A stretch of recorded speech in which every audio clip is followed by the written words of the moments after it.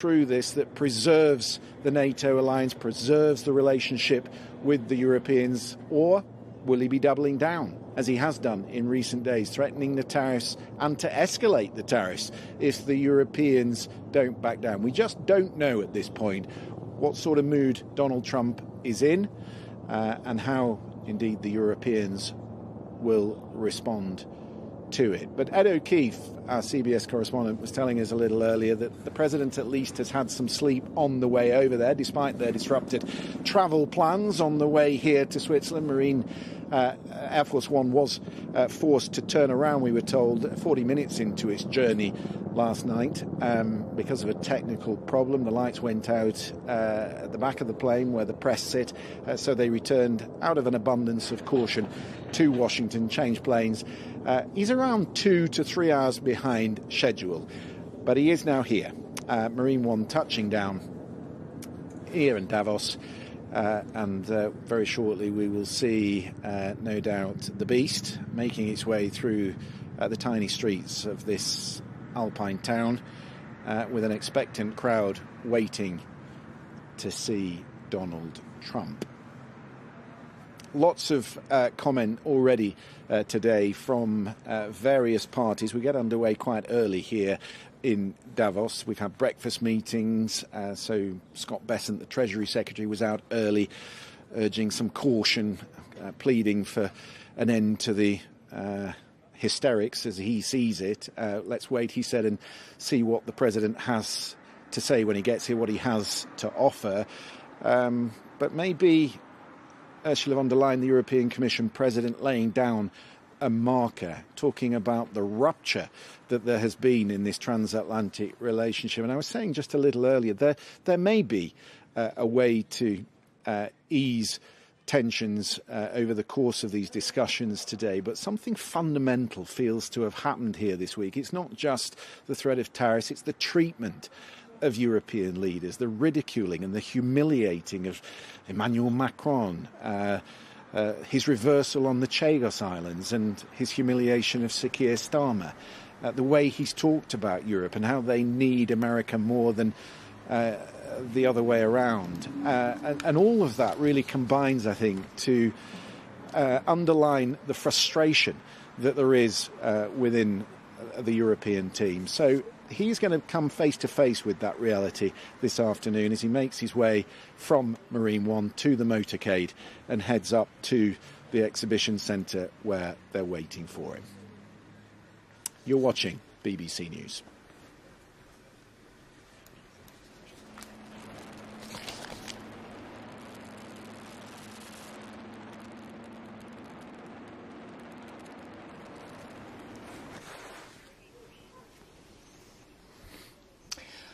Welcome to BBC News. You join us as Marine One touches down in Davos at the World Economic Forum. President Trump and his close team on board, including his Chief of Staff, Susie Wiles, and Secretary of State, Marco Rubio, as well.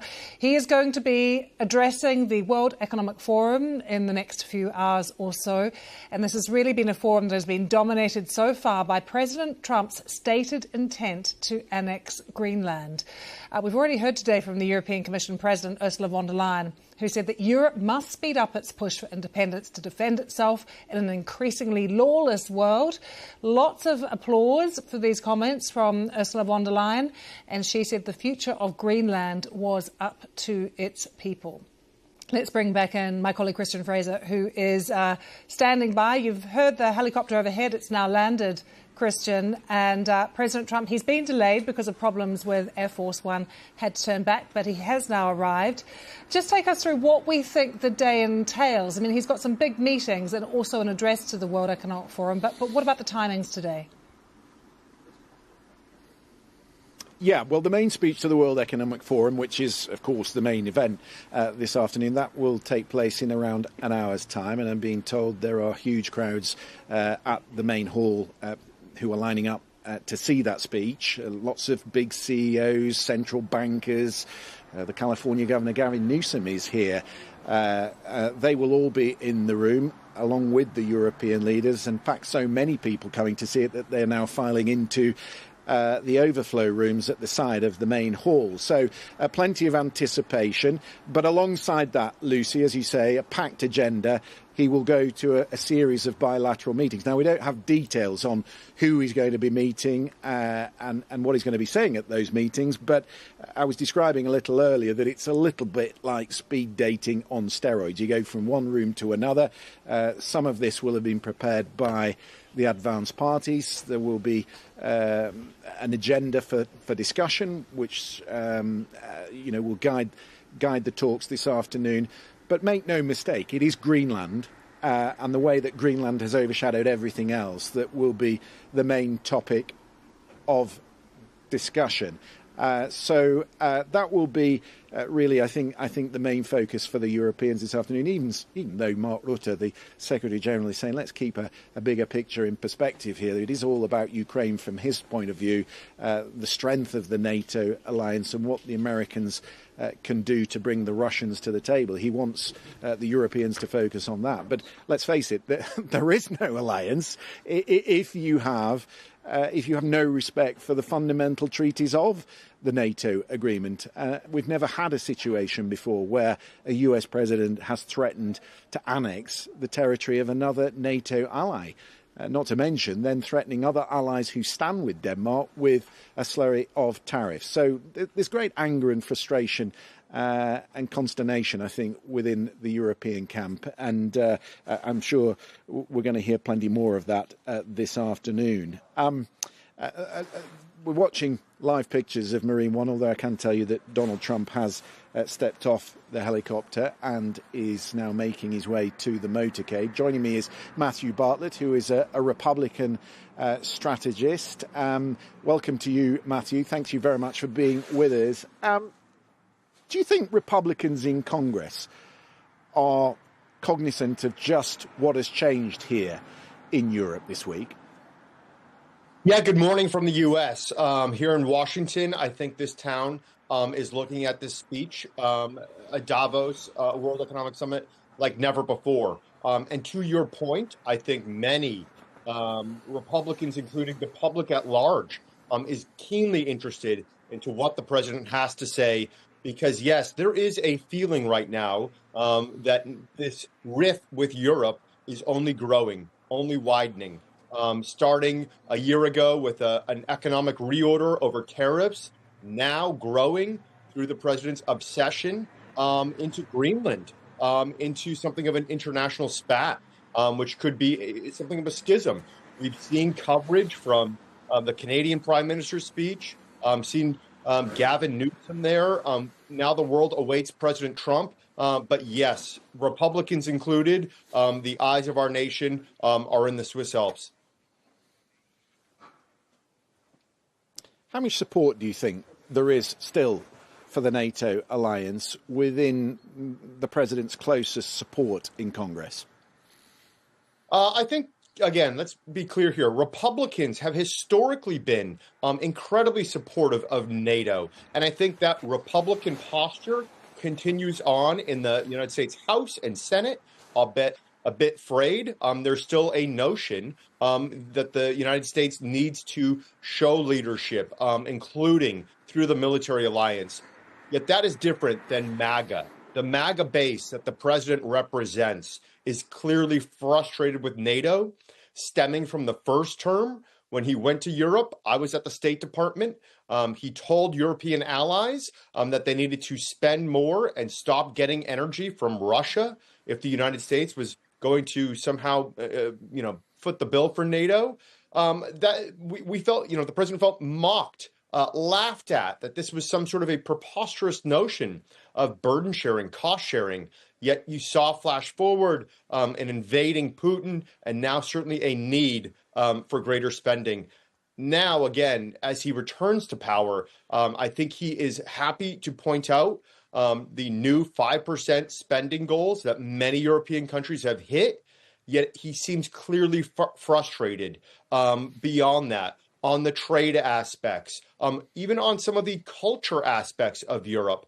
And now, certainly, this flashpoint of Greenland. So again, his aggravations continue to grow. He has signaled that he supports NATO, though questions if NATO would come to the U.S.'s support. So again, that's precisely why it's not just even the policy that will matter in this speech, but also the posture and Trump's personality. Donald Trump just making his way to the motorcade there at the side of the airfield where he's landed this afternoon. The Treasury Secretary, Scott Bartlett, has told us to just wait and see, to take a breath and to wait for what Donald Trump might be prepared to discuss here this afternoon.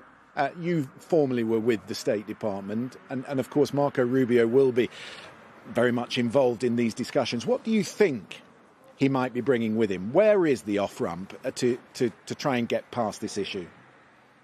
Yeah, that's the right question.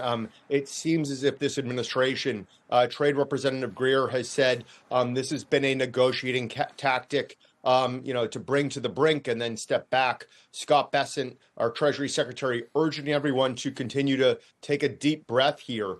Candidly speaking, again, this idea of somehow taking over Greenland is the president's sole obsession, and it is now escalated, taking on just again, an economic dimension to it, where he's announcing tariffs against our allies because of, again, his very silly preoccupation of either ownership or taking over. This represents the true downside of Donald Trump. And it seems as if the entire administration is not on board. It's quite possible that this idea alone, comes from the Oval Office.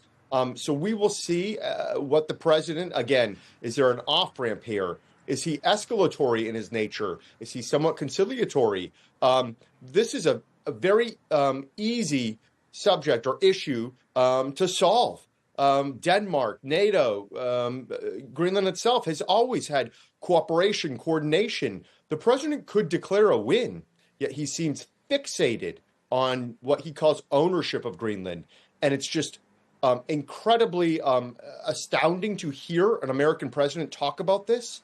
Let's remember historically throughout our 250 years as a country, we've never looked to claim land. Oftentimes fought for others' independence and freedom, only asked for land to bury our dead. And now we have a president that is talking about ownership of a new land. So the American public are aghast. There's no public support for this. The Congress sent over a delegation to push back on this notion here. We will see what the president does, but it has clearly not been his finest moment. We'll see if this moment continues in his speech. Matthew, good to talk to you as ever. Thank you very much for that. Matthew Bartlett there, Republican. Let's speak to Laura Davison, Washington Deputy Bureau Chief at Bloomberg. Let me just read you the US Treasury Secretary Scott Bessent's remarks from this breakfast meeting today. He says Denmark is irrelevant and he is not concerned about Europe pulling out of the US government bond market. Should he be so casual, Laura, about the Europeans pulling away from US treasuries? This has really been a big question here. We know that the bond market is really the sort of that one red line that the administration doesn't want to cross. We saw that back in April of last year when the Trump imposed all these tariffs and then pulled them back after seeing bond investors get quite wobbly. We've heard some negative sounds from the bond market over the past year, including when Trump implemented his tax bill that added a lot to the national debt and deficits over the summer, and then now as we head into a moment where some of these traditional allies that have been strong allies for years are now in question, and sort of who are going to be, where's the audience for U.S. government debt is called into question. This it could be a very precarious moment for U.S. bond markets. Yeah, of course. The US government likes to spend money, and it is the Europeans that buy a lot of those US treasuries. There is one Danish pension fund that said on Tuesday that it had decided to divest its holdings of US treasuries, citing Trump's Greenland threats as one of the various factors in its decision. It'd be interesting if other pension funds in Europe start to follow suit, but certainly that will be part of the discussion when the Europeans meet in Brussels tomorrow.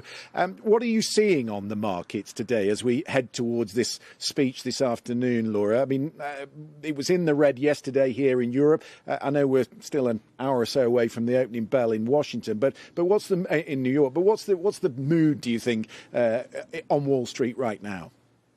The mood is a little bit downbeat. As you noted, markets were down, kind of one of the worst days we've seen in several weeks. Yesterday, there's a lot of concern about these trade tensions rationing up with Europe, about, Trump's both his state of mind, but also just what he might do in terms of, on the foreign front. He's talked about potentially, sending troops to Iran, sending, having this role in Venezuela, as well as whatever might be happening with Greenland. And this has gotten a lot of U.S. investors worried that the U.S. could be very involved and perhaps spending a lot of money on some of these foreign fronts, as well as just not having sort of the economic policy align with what the business community wants. Just in terms of the discussions with the Europeans and the threat of tariffs, we were making the point earlier for viewers who just joined us, Laura, that the Europeans are not without leverage here. The trade between the Europeans and the United States is significant. Yes, this is, the EU is one of the U.S.'s largest trading partners, and including, a lot of imports that are very important to the U.S. economy. This is, Trump, kind of takes this view that, that the U.S. can make anything, and that, if the U.S. slaps on tariffs that are high enough, those companies will just start producing things in the U.S. Economists have cast a lot of doubt on this theory, saying that, they will find other markets to sell some of these goods, and that it just, isn't feasible in the short term to just move for BMW for example, to move wholesale their entire manufacturing apparatus to the U.S. Of course, there's other things that the administration, that the White House has acknowledged they can't make here, things like bananas, coffee, some of those goods that need to be grown in tropical regions. And this really, kind of shows kind of the divide we're seeing here, both from Trump's tough rhetoric against trading partners to the economic realities when it comes to actually reshaping global trade. And that's why we've seen, Trump's tariffs, there was a lot of doom and gloom predicted when he first put them in. We haven't seen that totally ripple through the economy yet. That's partially because companies,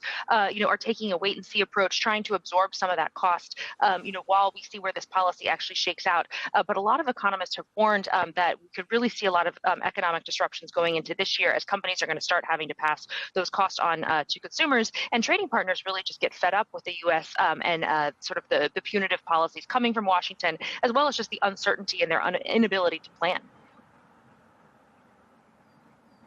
Yeah, just interesting, the comments from Gavin Newsom this morning, who's given an interview to Politico. He's been talking about what he's expecting to hear from the president this afternoon. He says the only thing I can think that can move Trump right now, and hopefully he doesn't double down on stupid today, are the markets. Remember, what happens on the markets, he says, impacts every single person he brings over on that plane. Howard Lutnick's portfolio, Steve Witkoff's and Trump's own portfolio. That's what matters most for him. He might have reflected on that, perhaps, Laura, on his way over here.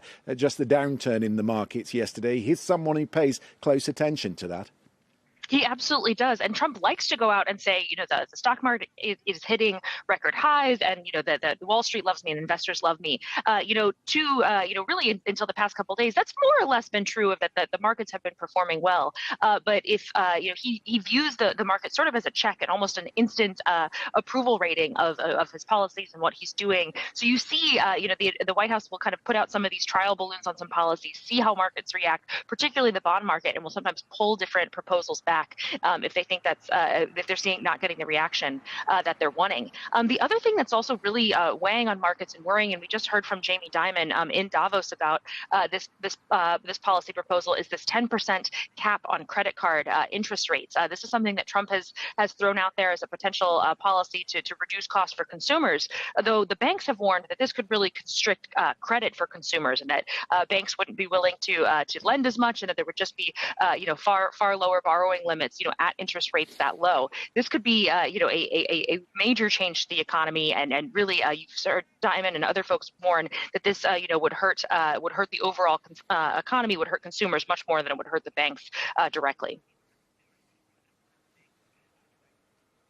Laura, it's good to talk to you. Thank you for your company today. We are continuing to watch the live pictures from Davos. That picture that you were just looking at there of Marine One and the accompanying helicopters, the fleet that comes with it, of course, the decoy helicopter, it really is a statement of American power. I was just walking up and down the main thoroughfare in Davos last night, and the C-suites that have been built for the various parties that go on during the World Economic Forum, really, again, a statement of American power. So Keir Starmer was talking about how multi-layered the relationship is between the UK and America at every level of the economy and, of course, defence too.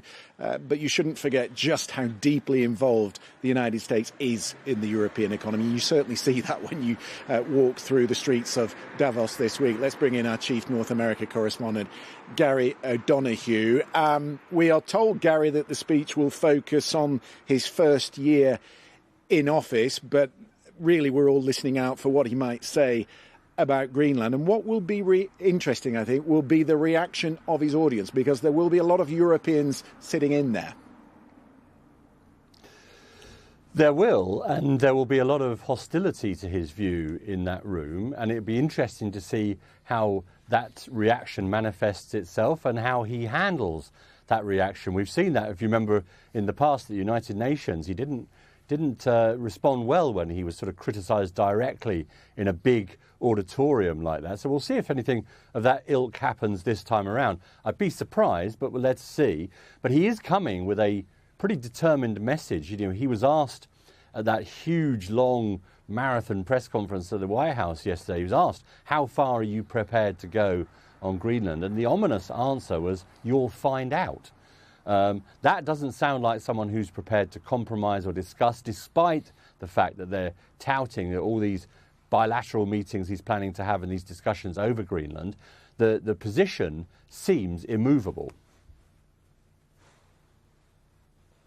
But then 2 weeks ago, he was talking about removing the Colombian president, and then there was a phone call and there were smiles, and everything changed on a dime. And so the Europeans will hold out some hope that it may be the case for Greenland too. It may be, but the thing with President Trump is that it's never over. There's never a concluding point. There's never an end point. You know, Greenland has been raised before. Canada has been raised before. That's died down and he's come back to it. Venezuela, bear in mind, was in many ways teased for a long, long time. We thought that wasn't going to happen, and then it did, to the extent of removing Maduro. So the Colombians may feel they've bought themselves some time, but they haven't bought themselves a final endpoint or a final agreement, because that never happens with President Trump. He is prepared at any stage to reopen everything. And I think Keir Starmer has found that out, hasn't he, with the whole business of Diego Garcia and the Chagos Islands, a deal they thought was done and dusted and signed off by the Americans, lauded, in fact, by the Secretary of State, Marco Rubio, commending the leadership of the UK and Mauritius for doing this deal.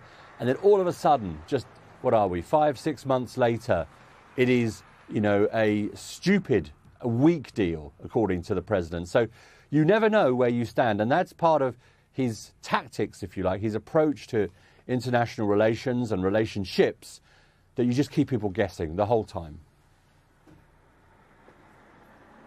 Yeah, and clearly he's fixed on legacy. He perhaps doesn't care as much about the fortunes of his Republican colleagues on the Hill as another president might do, because it's obviously all about him, and he sees Greenland as part of that legacy, Gary.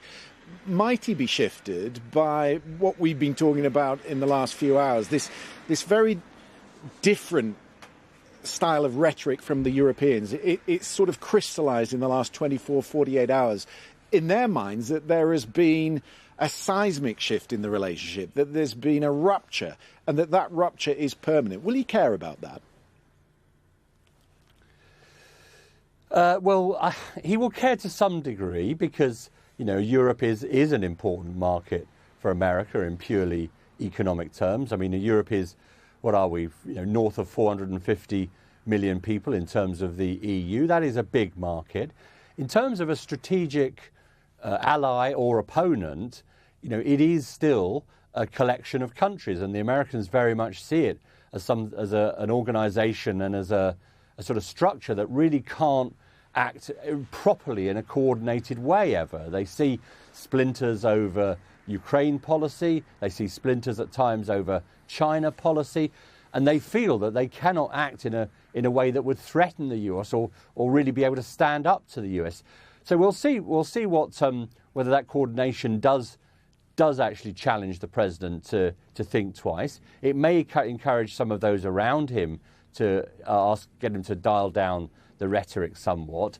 But in terms of discouraging him from pursuing the main policy goal, I think there are very few people here that will challenge that. There are some voices in Congress at the moment, some in the House, some in the Senate, that are suggesting that any kind of move on Greenland might lead to a war powers resolution. But these are, I won't say fringe characters, but they are characters that don't carry necessarily massive amounts of support. They all suggest that there is huge support for their position among people who aren't prepared to say so. But then how do you gauge that? We can't really gauge that very, very accurately. And certainly when there was a war powers resolution which effectively would curtail the president's abilities, when one of those was brought forward in terms of Venezuela, it looked like it had some momentum, and then the president turned his eye on those individuals and then it fell away. We were just briefly, Gary, talking about the comments from Gavin Newsom, who's been quoted liberally over the last few days. You might have seen his comments about the Europeans, that they were pathetic and they should get off their knees. And today he's been saying, let's hope that Donald Trump doesn't double down on stupid and pay some attention to the markets. I mean, this is great for him because he's here and people are paying attention. And maybe the Europeans are looking beyond Donald Trump to 2028, but that's a long way off, isn't it? We're 3 years from that, and there's a whole lot that can happen in that time. There is an awful lot that can happen. I mean, the world, it's banal, I know, to say, but the world has changed, unrecognisably from where we were at the end of 2016. When you think what we've been through, and that's not even really forgetting the pandemic, for example. But the world, the international order has changed hugely. These things we thought were set in stone, the nature of international trade, globalization, the need for developed economies to shift their focus into adding value and into technology.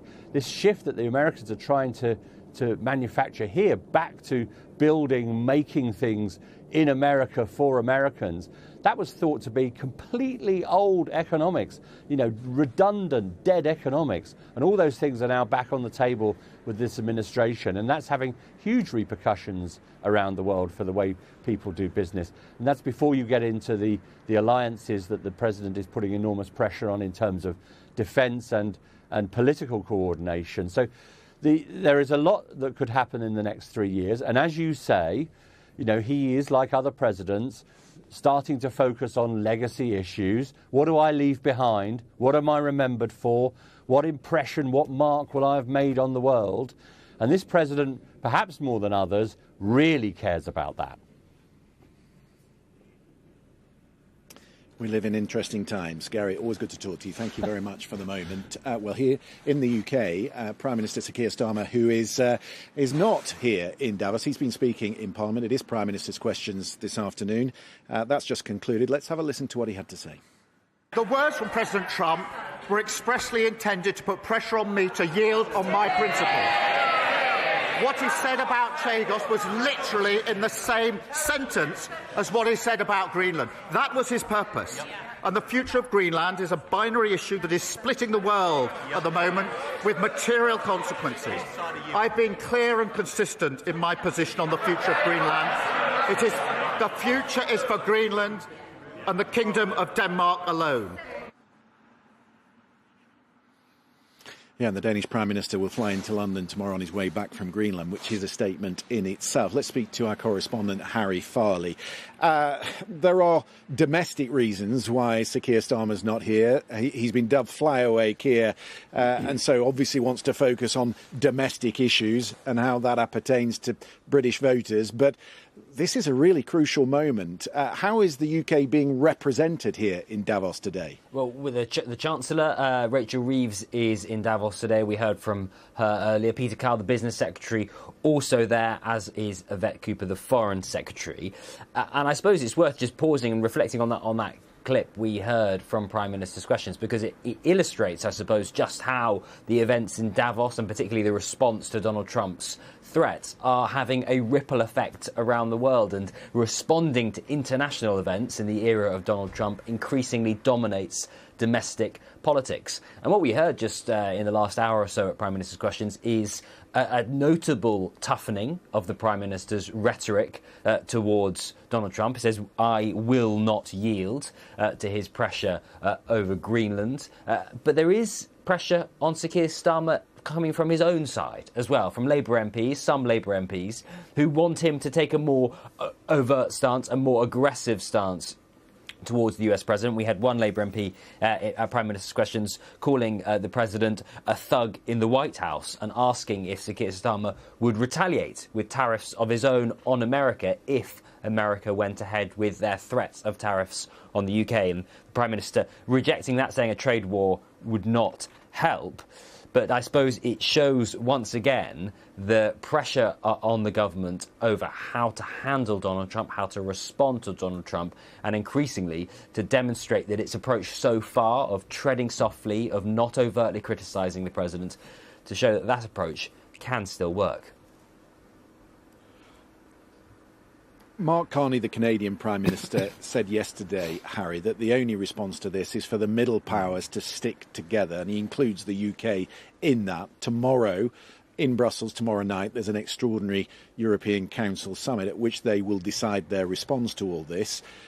Will he go, and will he stand in line with the Europeans? It's a very good question. At the moment, there is no indication from the government that he will, but it's worth saying that these things are always open to change and always open to last-minute adjustments. So at the moment, nothing official from the government saying that the Prime Minister will go, but there is a desire within the Labour Party, within many senior people in the Labour Party, for the government to tilt more overtly towards Europe, to play a more active role in European politics, possibly even to join the customs union. We've seen that play out in domestic politics here, and this is another avenue in which Labour MPs, senior people in government, ministers even, will try and push Sir Keir Starmer in that direction. At the moment, he has held off, at least on the question of a customs union, and he's also denied that there is ever a choice, that he will ever make a choice between Europe on the one hand and America on the other, saying that he believes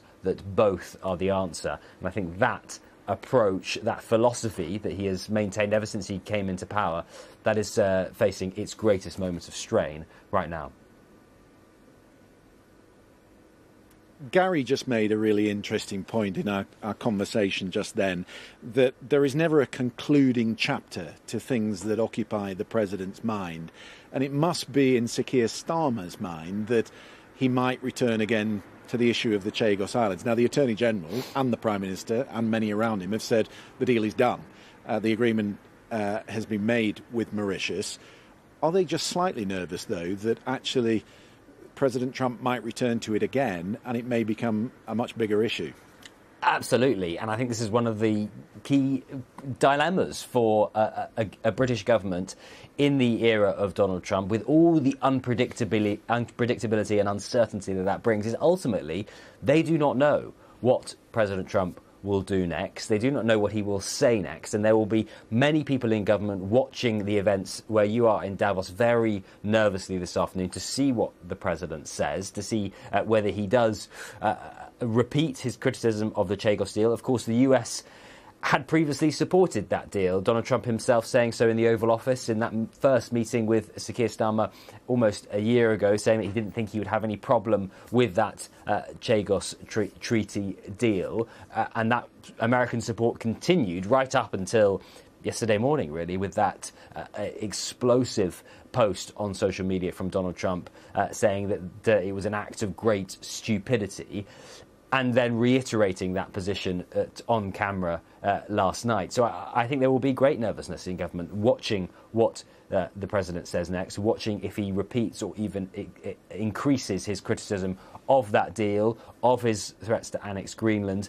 And of course, obviously, the one topic that he hasn't addressed so far but might be tempted to is the question of the government's approval of the Chinese embassy in London, something that certainly many critics of the Prime Minister would like the President to intervene on. Harry, good to talk to you. Thank you very much for that. You'll see in your screens there the hall where Donald Trump is soon to speak. He is in one of the ante-rooms preparing for that. And you can see there are big crowds that are there. In fact, there are long lines of people queuing up outside the main event hall. CEOs, central bankers, European politicians, all of them keen to hear in what direction President Trump takes this afternoon. There are huge ramifications at stake here, as we've been discussing throughout the course of the programme. But last night, before he left Washington, in a long press conference that he held with the US press corps, he was asked by our North America editor, Sarah Smith, whether the end of NATO would be a price worth paying to secure American ownership of Greenland. And this is how he responded. Nobody's done more for NATO than I have, as I said before, in every way. Getting them to go up to 5% of GDP was something that nobody thought was possible, and pay. At 2%, they weren't paying. At 5%, they are paying. And they're buying a lot of things from us, and they're giving them, I guess, to Ukraine. That's up to them, but they're giving them to whoever they're giving them to, but they're buying a lot. I think that we will work something out where NATO is going to be very happy, and where we... Yeah, the Europeans have said that they are prepared to dedicate more of that NATO spending to the North Atlantic, to the high Arctic, because they do see the security threats. Nobody is disputing that Russia and China pose a greater threat to Greenland, so they are happy to meet the president halfway. But it is non-negotiable, they say, an American takeover of the territory. Now, almost as important as the speech this afternoon will be the side meetings that Donald Trump attends. We don't have much detail on that, but it is a bit like, as I've been saying all along, speed dating on steroids. He'll go from one to the other to the other. We know that the Foreign Secretary, Yvette Cooper, who was not originally on the list here in Davos, has arrived to take part in all that, which suggests that something is brewing. And as Harry's just been telling you, the British position on reciprocal tariffs still seemingly in the balance. The Europeans would like a compromise. They still want to sit down and talk, but they are tired, as I've been discussing, of being bullied and being pushed around. Poland's Donald Tusk yesterday. Appeasement, he said, is always a sign of weakness. Europe cannot afford to be weak, he says, neither against its enemies nor ally. Appeasement means no results, only humiliation. And we got a bit more of that this morning from the European Commission President Ursula von der Leyen, who said that this had been a lesson and Europe must now find its own way.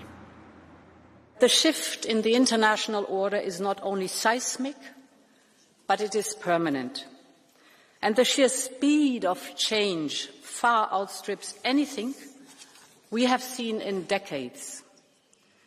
We now live in a world defined by raw power, whether economic or military, technological or geopolitical.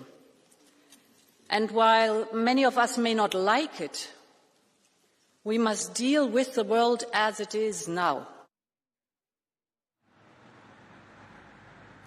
The Prime Minister of Canada, Mark Carney, put it even more bluntly. The old world order, he said, is not coming back. There should be no nostalgia for it. What is required, he said, is that middle power countries stand together resolutely against the hegemony of the United States. Let me be direct. We are in the midst of a rupture, not a transition. Over the past 2 decades, business, across institutions, across perspective, to think differently. Of extreme global integration. But more recently, great powers have begun using economic integration as weapons. Tariffs as leverage, financial infrastructure as coercion, supply chains as vulnerabilities to be exploited. You cannot live within the lie of mutual benefit through integration when integration becomes the source of your subordination. Well, there are members of the US administration here as part of the Advance Party. Howard Lutnick, the Commerce Secretary, and Scott Bessent, the Treasury Secretary. And he this morning was calling for some calm and some reflection. Wait to see, he says, what Donald Trump has to say, all the while shrugging off the reaction of the markets and the consternation from some, even within the Republican Party, who question where all this is going. Well, I'm not going to get ahead of the president. The president obviously believes that national security is economic security. Economic security is national security. And we're not putting a 10% tariff on Greenland. We're putting a 10% tariff on the 8 countries that chose to send troops to Greenland. I mean, for those countries to activate their troops, I'm not sure what signal that's supposed to send. It seems pretty quixotic to me. President Trump has made it clear that we will not outsource our national security or our hemispheric security to any other countries. Our partner, the UK, is letting us down with the base on Diego Garcia, which we had shared together for many, many years, and they want to turn it over to Mauritius. So President Trump is serious here. Just as I said, after Liberation Day last year, I would tell everyone, take a deep breath. Do not have this reflexive anger that we've seen and the bitterness. Why don't they sit down, wait for President Trump to get here and listen to his argument? Because I think they're going to be persuaded.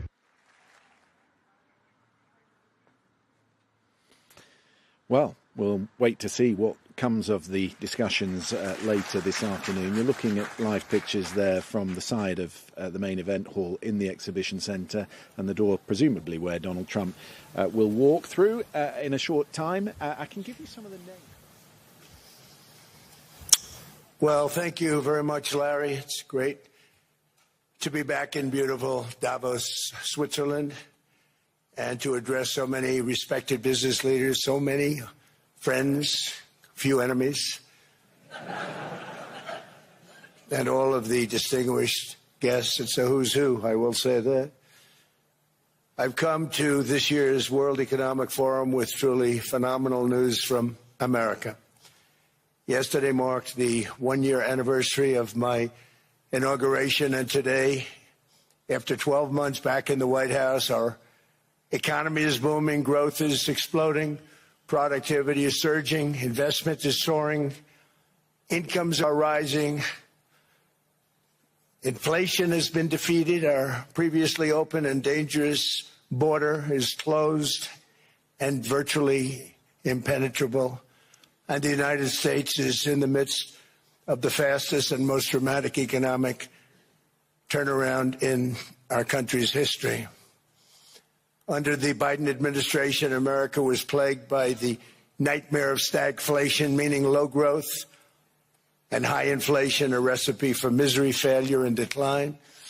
But now, after just 1 year of my policies, we are witnessing the exact opposite.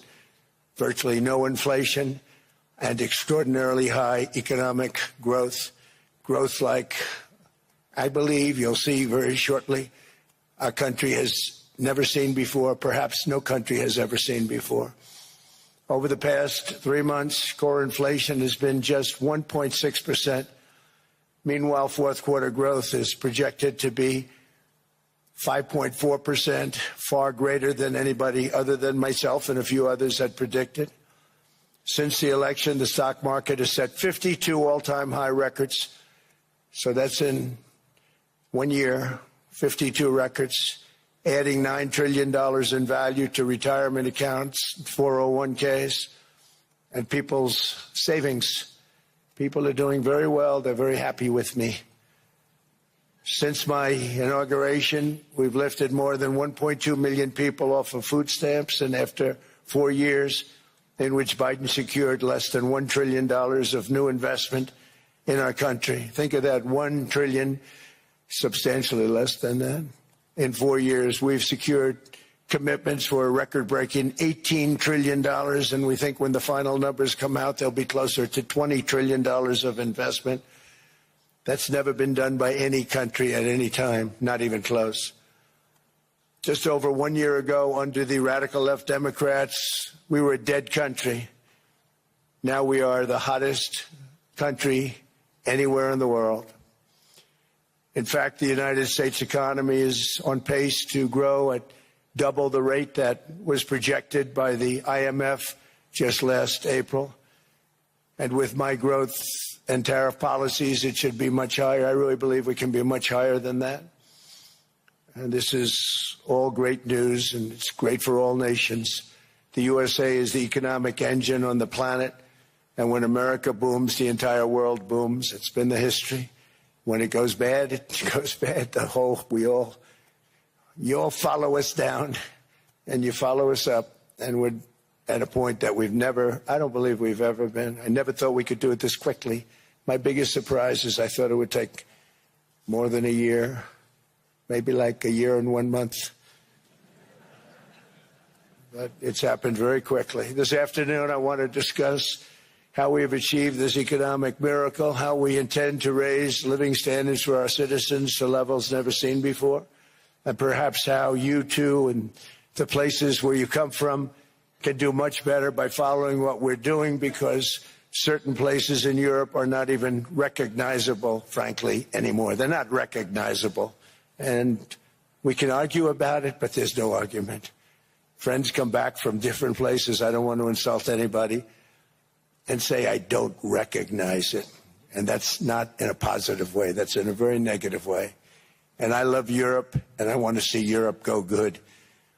But it's not heading in the right direction. In recent decades, it became conventional wisdom in Washington and European capitals that the only way to grow a modern Western economy was through ever-increasing government spending, unchecked mass migration, and endless foreign imports. The consensus was that so-called dirty jobs and heavy industry should be sent elsewhere, that affordable energy should be replaced by the Green New Scam, and that countries could be propped up by importing new and entirely different populations from faraway lands. This was the path that sleepy Joe Biden administration and many other Western governments very foolishly followed, turning their backs on everything that makes nations rich and powerful and strong. And there's so much potential in so many nations. The result was record budget and trade deficits and a growing sovereign deficit driven by the largest wave of mass migration in human history. We've never seen anything like it. Quite frankly, many parts of our world are being destroyed before our very eyes, and the leaders don't even understand what's happening. And the ones that do understand aren't doing anything about it. Virtually all of the so-called experts predicted my plans to end this failed model would trigger a global recession and runaway inflation. But we have proven them wrong. It's actually just the opposite. In 1 year, our agenda has produced a transformation like America has not seen in over 100 years. Instead of closing down energy plants, we're opening them up. Instead of building ineffective, money-losing windmills, we're taking them down and not approving any. Instead of empowering bureaucrats, we're firing them, and they're going out and getting jobs in the private sector for 2 and 3 times what they were making in government. So they started off hating me when we fired them, and now they love me. Instead of raising taxes on domestic producers, we're lowering them and raising tariffs on foreign nations to pay for the damage that they've caused. In 12 months, we have removed over 270,000 bureaucrats from the federal payrolls, the largest single-year reduction in government employment since the end of World War II. Nobody thought that was coming, but we had no choice. To make a country great, you can't have all federal jobs. We've cut federal spending by $100 billion and slashed the federal budget deficit by 27% in the single year. It's going to go down quite a bit more from that, driving inflation way down from the record highs of the Biden administration. Every month they went up and up and up. I promised to cut 10 old regulations for every single new regulation, but instead I've cut, actually till this point, 129 regulations for every one new regulation approved. So every time they come in with a new regulation, we do at least 10, but so far it's averaging out to 129, if you can believe it. In July, we passed the largest tax cuts in American history, including no tax on tips, no tax on overtime, no tax on Social Security for our great seniors. We also provided 100% expensing. That's the one they like. And bonus depreciation for all new equipment and capital investments to help companies expand and shift production to America. They are so in love with that. They build a plant, they're able to deduct it immediately, the whole thing, rather than waiting 38 to 41 years in the old days. This is a miracle taking place. Nobody thought it would ever be done by any country, but it's done by us. It was what made my first term the most successful 4-year term that we've ever had from a financial standpoint. And now we've upped it. This is a 10-year program, not a 1-year program. But you're allowed to deduct everything in 1 year. It used to be 38 to 41 years. With tariffs, we've radically reduced our ballooning trade deficit, which was the largest in world history. We were losing more than $1 trillion every single year, and it was just wasted. It was going to waste. But in 1 year, I slashed our monthly trade deficit by a staggering 77%, and all of this with no inflation.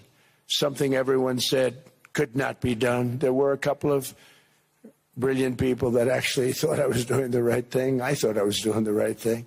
Now they all think I'm doing the right thing because they can't believe the numbers. American exports are now up by more than $150 billion. Domestic steel production is up by 300,000 tons a month, and it's doubling over the next 4 months. It's doubling and tripling, and we have steel plants being built all over the country. Nobody thought they'd see that. Factory construction is up by 41%, and that number is really going to skyrocket right now because that's during a process that they're putting in to get their approvals, and we've given very, very quick, fast approvals. In the process, we've made historic trade deals with partners covering 40% of all U.S. trade. Some of the greatest companies and countries in the world. We have countries as our partner, too. The European nations, Japan, South Korea. They're our partners. They've gone into massive deals with us, especially on oil and gas. And these agreements raise growth and cause stock markets to boom, not only in the U.S., but virtually every country that came to make a deal, because, as you've learned, when the United States goes up, you follow. It's really become a staple. In America, I've stopped the nation-wrecking energy policies that drive up prices while sending jobs and factories to the world's worst polluters. They are indeed polluters. Under sleepy Joe Biden, new domestic oil and gas leases fell by 95%. Think of that.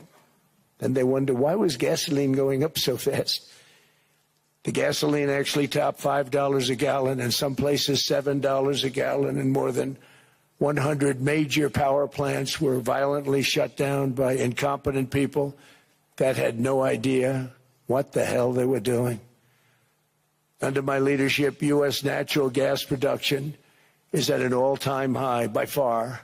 U.S. oil production is up by 730,000 barrels a day, and last week we picked up 50 million barrels from Venezuela alone.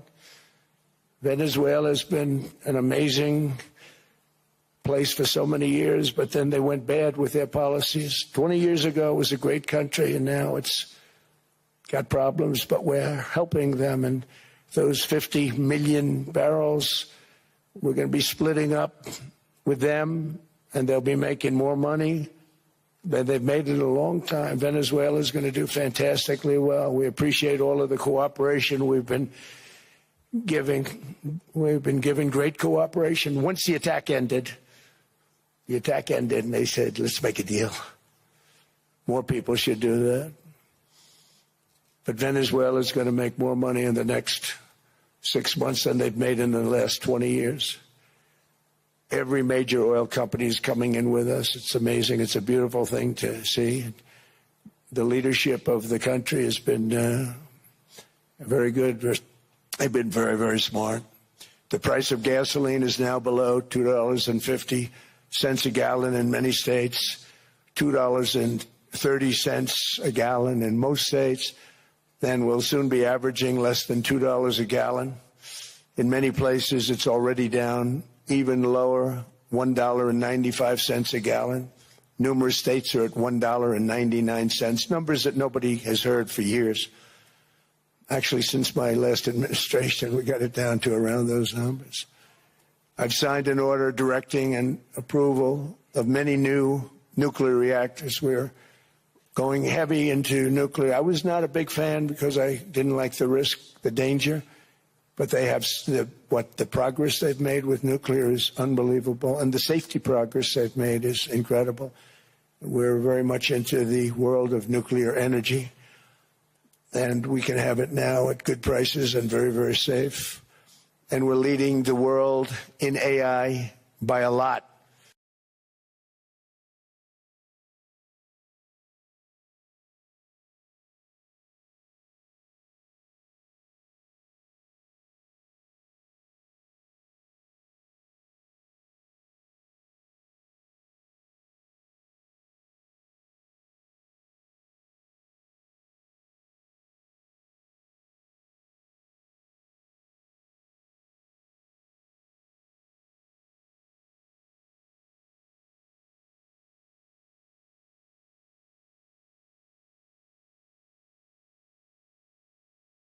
In the country just to take care of the AI plants.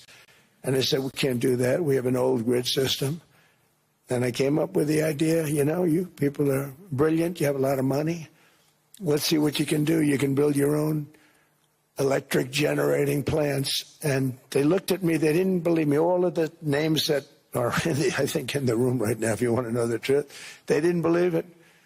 And I said, no, you can't. They came back 2 weeks and they didn't have the plant. They said, we thought you were kidding. I said, no, not only am I not kidding, you're going to have your approvals within 2 weeks. I always say nuclear will take 3 weeks. But most aren't going that. They're going oil and gas. They're even going coal in some cases.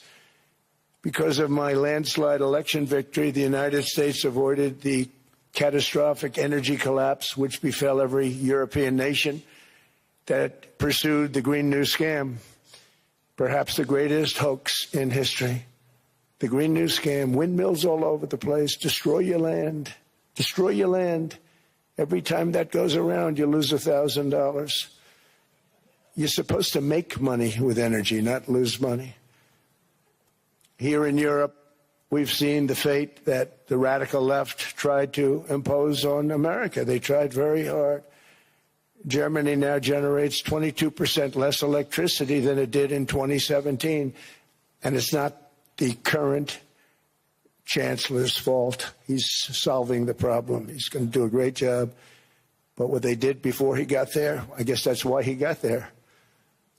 And electricity prices are 64% higher. The United Kingdom produces just 1/3 of the total energy from all sources that it did in 1999. Think of that, 1/3. And they're sitting on top of the North Sea, one of the greatest reserves anywhere in the world, but they don't use it. And that's one reason why their energy has reached catastrophically low levels with equally high prices. High prices, very low levels. Think of that, 1/3. And you're sitting on top of the North Sea, and they like to say, well, that's depleted. It's not depleted. It's got 500 years. They haven't even found the oil. The North Sea is incredible. They don't let anybody drill. Environmentally, they don't let them drill. They make it impossible for the oil companies to go. They take 92% of the revenues. So the oil companies say, we can't do it. They came to see me. Is there anything you can do? I want Europe to do great. I want UK to do great. They're sitting on one of the greatest energy sources in the world, and they don't use it. In fact, their electricity prices have soared 139%. There are windmills all over Europe. There are windmills all over the place, and they are losers. One thing I've noticed is that the more windmills a country has, the more money that country loses and the worse that country is doing. China makes almost all of the windmills, and yet I haven't been able to find any wind farms in China. Did you ever think of that? It's a good way of looking at it. They're smart. China's very smart. They make them, they sell them for a fortune. They sell them to the stupid people that buy them, but they don't use them themselves. They put up a couple of big wind farms, but they don't use them. They just put them up to show people what they could look like. They don't spin. They don't do anything. They use a thing called coal, mostly. But China goes with the coal. They go with oil and gas. They're starting to look at nuclear a little bit, and they're doing just fine. They make a fortune selling the windmills, though, and I think really that's one that they wouldn't be surprised if it stopped. They are shocked that it continues to go. They're very friendly with me. They're shocked that people continue to buy those damn things. They killed the birds. They ruin your landscapes. Other than that, I think they're fabulous, by the way. Stupid people buy them. The consequences of such destructive policies have been stark, including lower economic growth, lower standards of living, lower birth rates, more socially disruptive migration, more vulnerability to hostile foreign adversaries, and much, much smaller militaries. The United States cares greatly about the people of Europe. We really do. I mean, look, I am derived from Europe. Scotland and Germany, 100% Scotland, my mother, 100% German, my father. And we believe deeply in the bonds we share with Europe as a civilization. I want to see it do great. That's why issues like energy, trade, immigration, and economic growth must be central concerns to anyone who wants to see a strong and united West, because Europe and those countries have to do their thing. They have to get out of the culture that they've created over the last 10 years. It's horrible what they're doing to themselves. They're destroying themselves. These beautiful, beautiful places. We want strong allies, not seriously weakened ones. We want Europe to be strong. Ultimately, these are matters of national security, and perhaps no current issue makes the situation more clear than what's currently going on with Greenland. Would you like me to say a few words of Greenland? I was going to leave it out of the speech, but I think I would have been reviewed very negatively. I have tremendous respect for both the people of Greenland and the people of Denmark. Tremendous respect. But every NATO ally has an obligation to be able to defend their own territory. And the fact is, no nation or group of nations is in any position to be able to secure Greenland other than the United States. We're a great power, much greater than people even understand. I think they found that out 2 weeks ago in Venezuela. We saw this in World War II, when Denmark fell to Germany after just 6 hours of fighting and was totally unable to defend either itself or Greenland. So the United States was then compelled, we did it, we felt an obligation to do it, to send our own forces to hold the Greenland territory. And hold it we did, at great cost and expense. They didn't have a chance of getting on it, and they tried. Denmark knows that. We literally set up bases on Greenland for Denmark. We fought for Denmark. We weren't fighting for anyone else. We were fighting to save it for Denmark.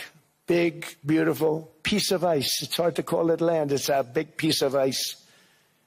But we saved Greenland and successfully prevented our enemies from gaining a foothold in our hemisphere. So we did it for ourselves also.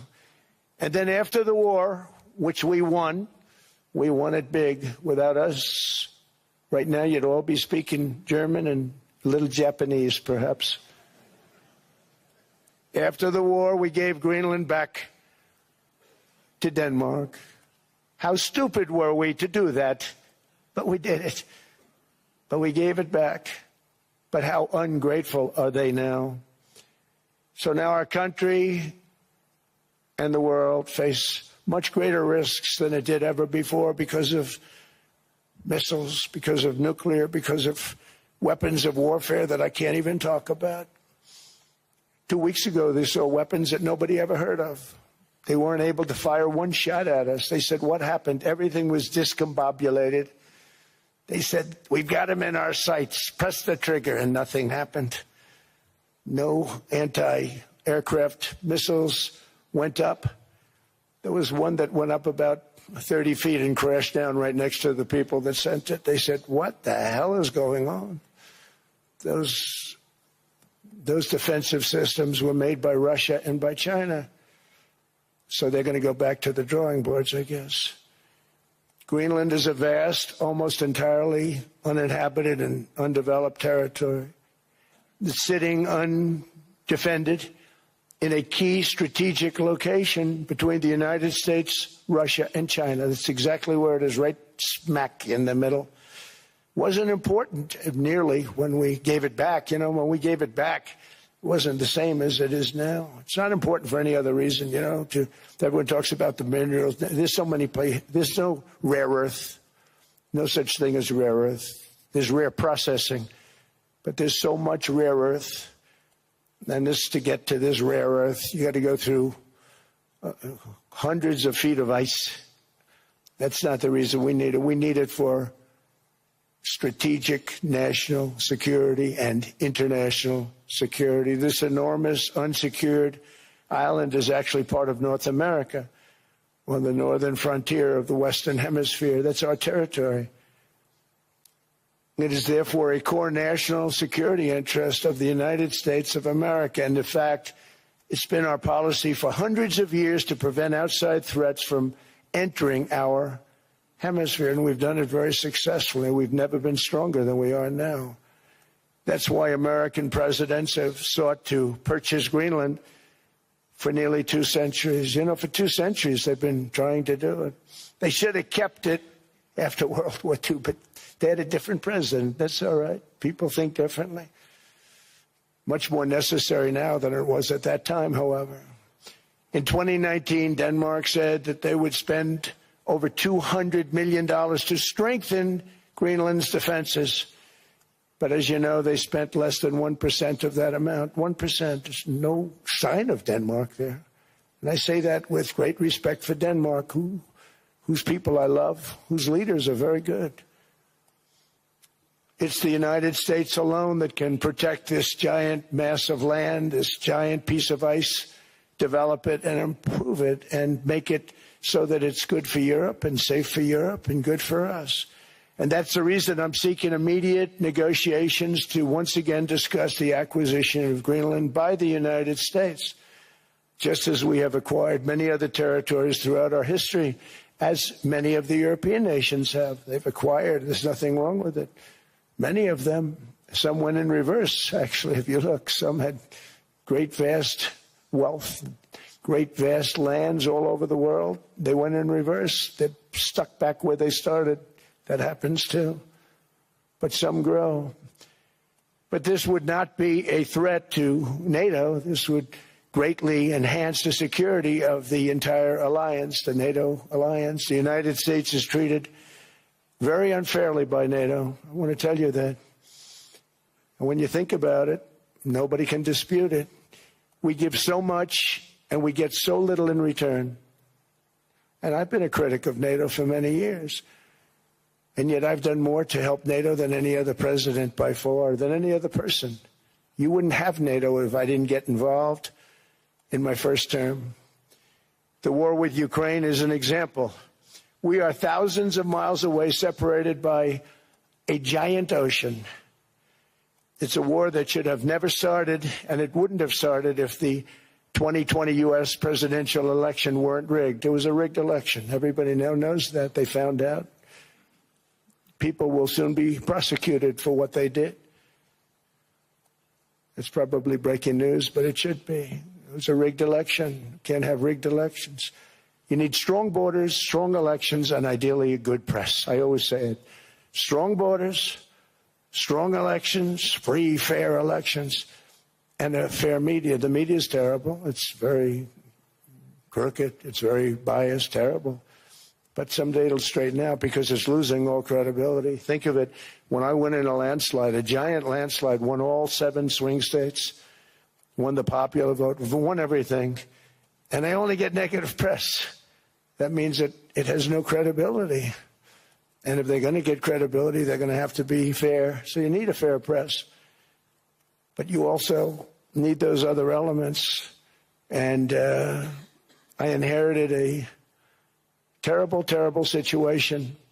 If you look, the border was open.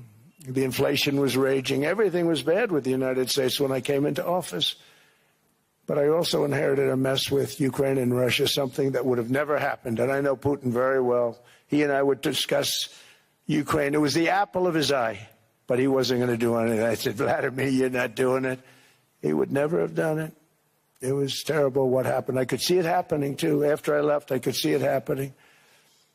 Biden had given Ukraine and NATO $350 billion, a staggering sum, $350 billion. I came in, and just like the southern border, just like inflation, just like our economy, I said, wow, this place is in trouble, meaning our country. All of these things were out of control. But the border was out of control. We fixed it with the strongest border anywhere in the world. And I've now been working on this war for 1 year, during which time I settled 8 other wars. India, Pakistan. I settled other wars that were Vladimir Putin called me, Armenia, Azerbaijan. He said, I can't believe you settled that one. They were going on for 35 years. I settled it in 1 day. And President Putin called me. He said, you know, I can't believe I worked on that war for 10 years trying to settle it. I couldn't do it. I said, do me a favor, focus on settling your war. Don't worry about that one. What does the United States get out of all of this work, all of this money, other than death, destruction, and massive amounts of cash going to people who don't appreciate what we do? They don't appreciate what we do. I'm talking about NATO. I'm talking about Europe. They have to work on Ukraine. We don't. The United States is very far away. We have a big, beautiful ocean separating us. We have nothing to do with it. Until I came along, NATO was only supposed to pay 2% of GDP. But they weren't paying. Most of the countries weren't paying anything. The United States was paying for virtually 100% of NATO. And I got that stopped. I said, that's not fair. But then, more importantly, I got NATO to pay 5%, and now they were paying, and now they are paying. So something nobody said was possible. They said, we will never go up higher than 2%. But they went to 5%, and now they're paying the 5%. They didn't pay the 2%, and now they're paying the 5%. And they're stronger for it, and they have an excellent, by the way, Secretary General, who's possibly in the room. Mark, are you here? Yes, he's here. Hello, Mark. We never asked for anything, and we never got anything. We probably won't get anything unless I decide to use excessive strength and force where we would be, frankly, unstoppable. But I won't do that. Okay? Now everyone's saying, oh, good. That's probably the biggest statement I made, because people thought I would use force. I don't have to use force. I don't want to use force. I won't use force. All the United States is asking for is a place called Greenland, where we already had it as a trustee, but respectfully returned it back to Denmark not long ago after we defeated the Germans, the Japanese, the Italians, and others in World War II. We gave it back to them. We were a powerful force then, but we are a much more powerful force now. after I rebuilt the military in my first term and continue to do so today. We have a budget of $1.5 trillion. We're bringing back battleships. The battleship is 100 times more powerful than the great battleships you saw in World War II, those great, big, gorgeous ships, the Missouri, the Iowa, the Alabama. Because I thought maybe we could take them out of mothballs. They said, no, sir, these ships are 100, think of that, 100 times more powerful than those big, magnificent pieces of art that you saw so many times ago, that you still see on television. You say, wow, what a force. 100 times, each ship 100 times more powerful than the big battleships of the past. So that was the end of the mothball story. So what we have gotten out of NATO is nothing except to protect Europe from the Soviet Union and now Russia. I mean, we've helped them for so many years. We've never gotten anything, except we pay for NATO. And we paid for many years until I came along. We paid for, in my opinion, 100% of NATO because they weren't paying their bills. And all we're asking for is to get Greenland, including right title and ownership, because you need the ownership to defend it. You can't defend it on a lease. Number one, legally it's not defensible that way, totally. And number two, psychologically, who the hell wants to defend a license agreement or a lease, which is a large piece of ice in the middle of the ocean where if there is a war, much of the action will take place on that piece of ice. Think of it. Those missiles would be flying right over the center of that piece of ice. All we want from Denmark for national and international security and to keep our very energetic and dangerous potential enemies at bay is this land on which we're going to build the greatest golden dome ever built. We're building a golden dome that's going to, just by its very nature, going to be defending Canada. Canada gets a lot of freebies from us, by the way. They should be grateful also, but they're not. I watched your Prime Minister yesterday. He wasn't so grateful. But they should be grateful to us. Canada lives because of the United States. Remember that, Mark, the next time you make your statements. What we did for Israel was amazing, but that's nothing compared to what we have planned for the United States, Canada, and the rest of the world. We are going to build a dome like no other. We did it for Israel. And by the way, I told Bibi, stop taking credit for the dome. That's our technology. That's our stuff. But they had a lot of courage, and they were good fighters, and they did a good job, and we wiped out the Iran nuclear threat like nobody can believe. Nobody's ever seen anything like it. That, Venezuela, taking down Soleimani, wiping out al-Baghdadi when he tried to reinstitute ISIS. We did a lot. I did a lot of big things, all perfectly executed. Everyone was perfectly executed. Somebody told me that, a military expert told me, sir, everything you've done has been perfectly executed. I said, I know. So other presidents have spent, whether foolishly or not, trillions and trillions of dollars on NATO and gotten absolutely nothing in return. We've never asked for anything. It's always a one-way street. Now they want us to help them with Ukraine. And we say, we're going to. I'm really helping, not even them. I want to see, last week, if you saw, it was 10,000 soldiers, but last month it was 31,000 soldiers died. 31,000. That's this room times, the number of people in this room times 30. Think of it. 30,000 soldiers died in 1 month. The month before it was 27,000. The month before that it was 28,000. The month before that it was 25,000. It's a bloodbath over there. And that's what I want to stop. It doesn't help the United States, but these are souls. These are young people. Look like you, look like some of you right in the front row. They go to war. Their parents are so proud. Oh, there he goes, comes back. 2 weeks later, they get a call, your son's head's been blown off. I want to stop it. It's a horrible war. It's the worst since World War II. They keep going, they'll exceed World War II. The numbers are staggering, how many people they've lost. They don't want to talk about it. Ukraine and Russia lost just tremendous amounts. And I'm dealing with President Putin, and he wants to make a deal, I believe. I'm dealing with President Zelensky, and I think he wants to make a deal. I'm meeting him today. He might be in the audience right now. But they got to get that war stopped because too many people are dying, needlessly dying. Too many souls are being lost. It's the only reason I'm interested in doing it. But in doing it, I'm helping Europe, I'm helping NATO, and I've until the last few days when I told them about Iceland, they loved me. They called me daddy, right, last time. A very smart man said, he's our daddy. He's running it. I was like running it. I went from running it to being a terrible human being. But now what I'm asking for is a piece of ice, cold and poorly located, that can play a vital role in world peace and world protection. It's a very small ask compared to what we have given them for many, many decades. But the problem with NATO is that we'll be there for them 100%.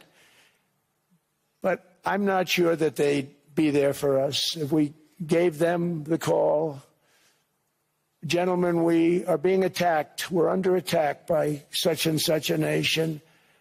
I know them all very well. I'm not sure that they'd be there. I know we'd be there for them. I don't know that they'd be there for us. So with all of the money we expend, with all of the blood, sweat, and tears, I don't know that they'd be there for us. They're not there for us on Iceland, that I can tell you. I mean, our stock market took the first dip yesterday because of Iceland. So Iceland's already cost us a lot of money. But that dip is peanuts compared to what it's gone up. And we have an unbelievable future in that stock. That stock market is going to be doubled. We're going to hit 50,000, and that stock market's going to double in a relatively short period of time because of everything that's happening. But this is a good example. After giving NATO and European nations trillions and trillions of dollars in defense, they buy our weapons. We make the greatest weapons in the world, but now we're going to make them faster, much faster. You saw that. I put a cap on the salaries, and I put no buybacks, no stock buybacks, no various other things that they were doing. I mean, they were making $50 million, but it would take them 3 years to give you a Patriot missile. I said, that's not good. My chauffeur can do a better job than that, and he makes slightly less than 50. They make big salaries. If they're going to make those big salaries, they're going to have to produce a lot faster. The good news is we have the greatest equipment in the world. Now we're going to start making it a lot faster. They're going to build additional plants. And all of the money that goes into stock buybacks is going to go into building plants. We're not allowing stock buybacks by defense companies any longer. They're going to build new plants to make Tomahawks, Patriots. We have the best equipment, F-35s. F-47, the new one just coming out. They say it's the most devastating plane, fighter jet ever. Who knows? They called it 47. If I don't like it, I'm going to take the 47 off it. I wonder why they called it 47. We'll have to think about that. But if I don't like it, I'm going to take that 47 off. But it's supposed to be the Stage 6. It's supposed to be the first Stage 6 plane, undetectable, like our B-2 bombers were undetectable. They flew right over Iran. They were undetectable. And they did their job, and they got the hell out of there. So we want a piece of ice for world protection, and they won't give it. We've never asked for anything else, and we could have kept that piece of land, and we didn't. So they have a choice. You can say yes, and we will be very appreciative, or you can say no, and we will remember. A strong and secure America means a strong NATO, and that's one reason why I'm working every day to ensure our military is very powerful, our borders are very strong, and above all, our economy is strong because national security requires economic security and economic prosperity, and we have the greatest that we've ever had. Biden and his allies destroyed our economy, and gave us perhaps the worst inflation in American history. They say 48 years, I say forever, but I think 48 years is the equivalent to forever. Whether it's 48 years or ever, it's terrible, costing the typical family $33,000. What they did to this country should never, ever be forgotten. It's early, but he has to be rated as the worst president we've ever had by far. The auto pen did much of the damage. The auto pen, he was the auto pen president, because I don't believe a sane president would have ever signed the kind of things that he signed. But now grocery prices, energy prices, airfares, mortgage rates, rent, and car payments are all coming down, and they're coming down fast. We inherited a mess, but we've done a hell of a job in 12 months. Under my most favored nation policy for drug prices, the cost of prescription drugs is coming down by up to 90%, depending on the way you calculate. You could also say 5, 6, 7, 800%. There are two ways of figuring that. But we have the favored nations policy that every president wanted, no president was able to get. I got it, and other nations approved it. And I had to use tariffs in order to get it because they said, no way. In other words, a pill that costs 10% in London costs $130. Think it costs $10 in London, costs $130 in New York or in Los Angeles. And I'd say, boy, that's bad. Friends of mine would say, you know, we go to London, you can buy the stuff for nothing. We go all over the world, we can buy it for nothing. Because basically America was subsidizing every nation in the world because presidents allowed them to get away with it. It became very tough. So when I called up Emmanuel Macron, I watched him yesterday with those beautiful sunglasses. What the hell happened? But I watched him sort of be tough. But he was at $10 for a pill. And I said, Emmanuel, and I have all the big pharmaceutical companies are in total agreement. It wasn't easy, by the way. They're tough, smart. They've been getting away with the scam for a long time. But they gave it up. But they said, you'll never get the countries to approve it. I said, why is that? Because they won't. They always said, we're not paying any more. Get the rest for the United States. So over the years, they stayed the same. We just went up, up, up. And I mean, we would pay 13, 14, 15 times more than some certain countries would. So I said, no, they'll approve it 100%. So you'll never get them to approve it. I said, I guarantee you. But I actually started with Emmanuel, who probably is in the room too. And I like him. I actually like him. Hard to believe, isn't it? And I said, Emmanuel, you're going to have to lift the price of that pill to $20, maybe $30. Think of that. That means it's a doubling of prescription drugs. Might be a tripling, might be a quadrupling. It's not easy. No, no, no, Donald, I will not do that. I said, yes, you will, 100%. He said, no, no, no. You're asking me to double. I said, Emmanuel, you've been taking advantage of the United States for 30 years with prescription drugs. You really should do it, and you will do it. I have no doubt. In fact, I am 100% sure you're going to. No, no, no, I will not do it. Because, yes, in all fairness to him, he has to double or triple. Because the world being a bigger place than the United States, it's not that you meet in the middle. You just have to go up some, and we come down a lot. They go up a little, we come down a lot. So we're at $130. They're at 10. So they may have to go to 20 or 30. No more than that. I said, Emmanuel, you're going to be doubling or tripling? No, no, no. I said, here's the story, Emmanuel. The answer is you're going to do it. You're going to do it fast. And if you don't, I'm putting a 25% tariff on everything that you sell into the United States and a 100% tariff on your wines and champagnes. And that's about 10 times more than what I'm requesting. And you're going to do it. I don't want to go public with it, but you may make me do that. No, no, Donald, I will do it. I will do it. It took me, on average, 3 minutes a country, saying the same thing. You will do it. They all said, no, no, no, I will not do it. You're asking me to double the cost of prescription. I said, that's right, because you've been screwing us for 30 years. And they said, we will not do it. I said, that's all right. On Monday morning, we're putting a 25, 30, 50. I gave different numbers for different countries.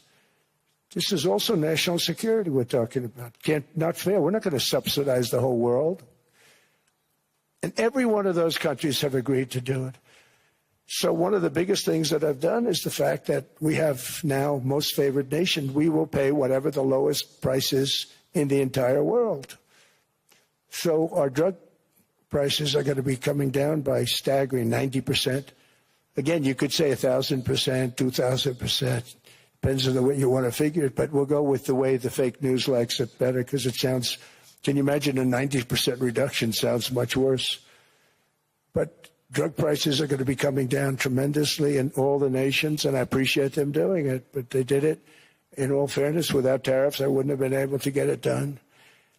After declining $3,000 under Biden, real incomes are up in the United States by $2,000, $3,000, and even $5,000 and more. Home ownership has always been a symbol of health and vigor of American society, but that goal fell out of reach for millions and millions of people in the Biden era because interest rates went up so high. Today, I'm taking action to bring back this bedrock of the American dream.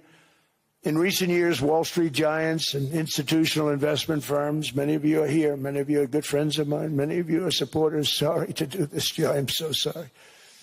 But you've driven up housing prices by purchasing hundreds of thousands of single-family homes, and it's been a great investment for them. Often as much as 10% of houses on the market.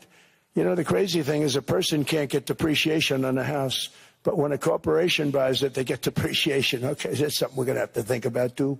I don't know if too many people think about that. You buy a corporation, they buy 500 houses. They buy hundreds of thousands. They buy 500 houses. They can take depreciation. A person sweats and works and buys one house, they can't. But homes are built for people, not for corporations, and America will not become a nation of renters. We're not going to do that. That's why I have signed an executive order banning large institutional investors from buying single-family homes. It's just not fair to the public. They're not able to buy a house. And I'm calling on Congress to pass that ban into permanent law, and I think they will. One of the biggest barriers to saving for a down payment has been surging credit card debt. The profit margin for credit card companies now exceeds 50%, one of the biggest. And they charge Americans interest rates of 28%, 30%, 31%, 32%. Whatever happened to usury? So to help our citizens recover from the Biden disaster, all caused by this horrible president, I'm asking Congress to cap credit card interest rates at 10% for 1 year.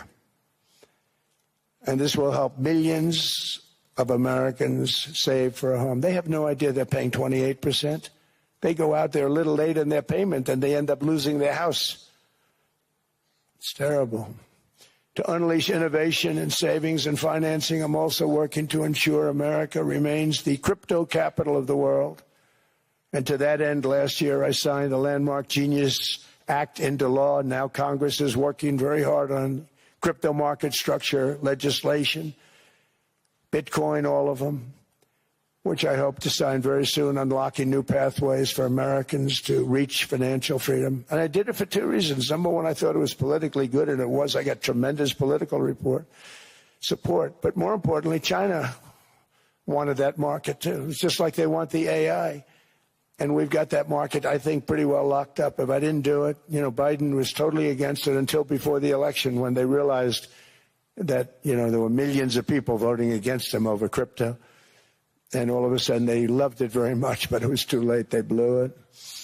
But it is politically popular, but it's much more importantly, we have to make it so that China doesn't get the hold of it. And once they have that hold, we're not going to be able to get it back. So I'm honored to have done it. Finally, I've instructed government-backed institutions to purchase up to $200 billion in mortgage bonds to bring down interest rates. And I'll be announcing a new Fed chairman in the not-too-distant future. I think he'll do a very good job. So they gave away some of it. He did give that away. So we have something, got something, but somebody that's very respected. They're all respected. They're all great. Everyone that I interviewed is great. Everyone could do, I think, a fantastic job. Problem is they change once they get the job. They do. You know, they're saying everything I want to hear, and then they get the job. They're locked in for 6 years. They get the job, and all of a sudden, let's raise rates a little bit. I call them, sir, we'd rather not talk about this. It's amazing how people change once they have the job. It's too bad.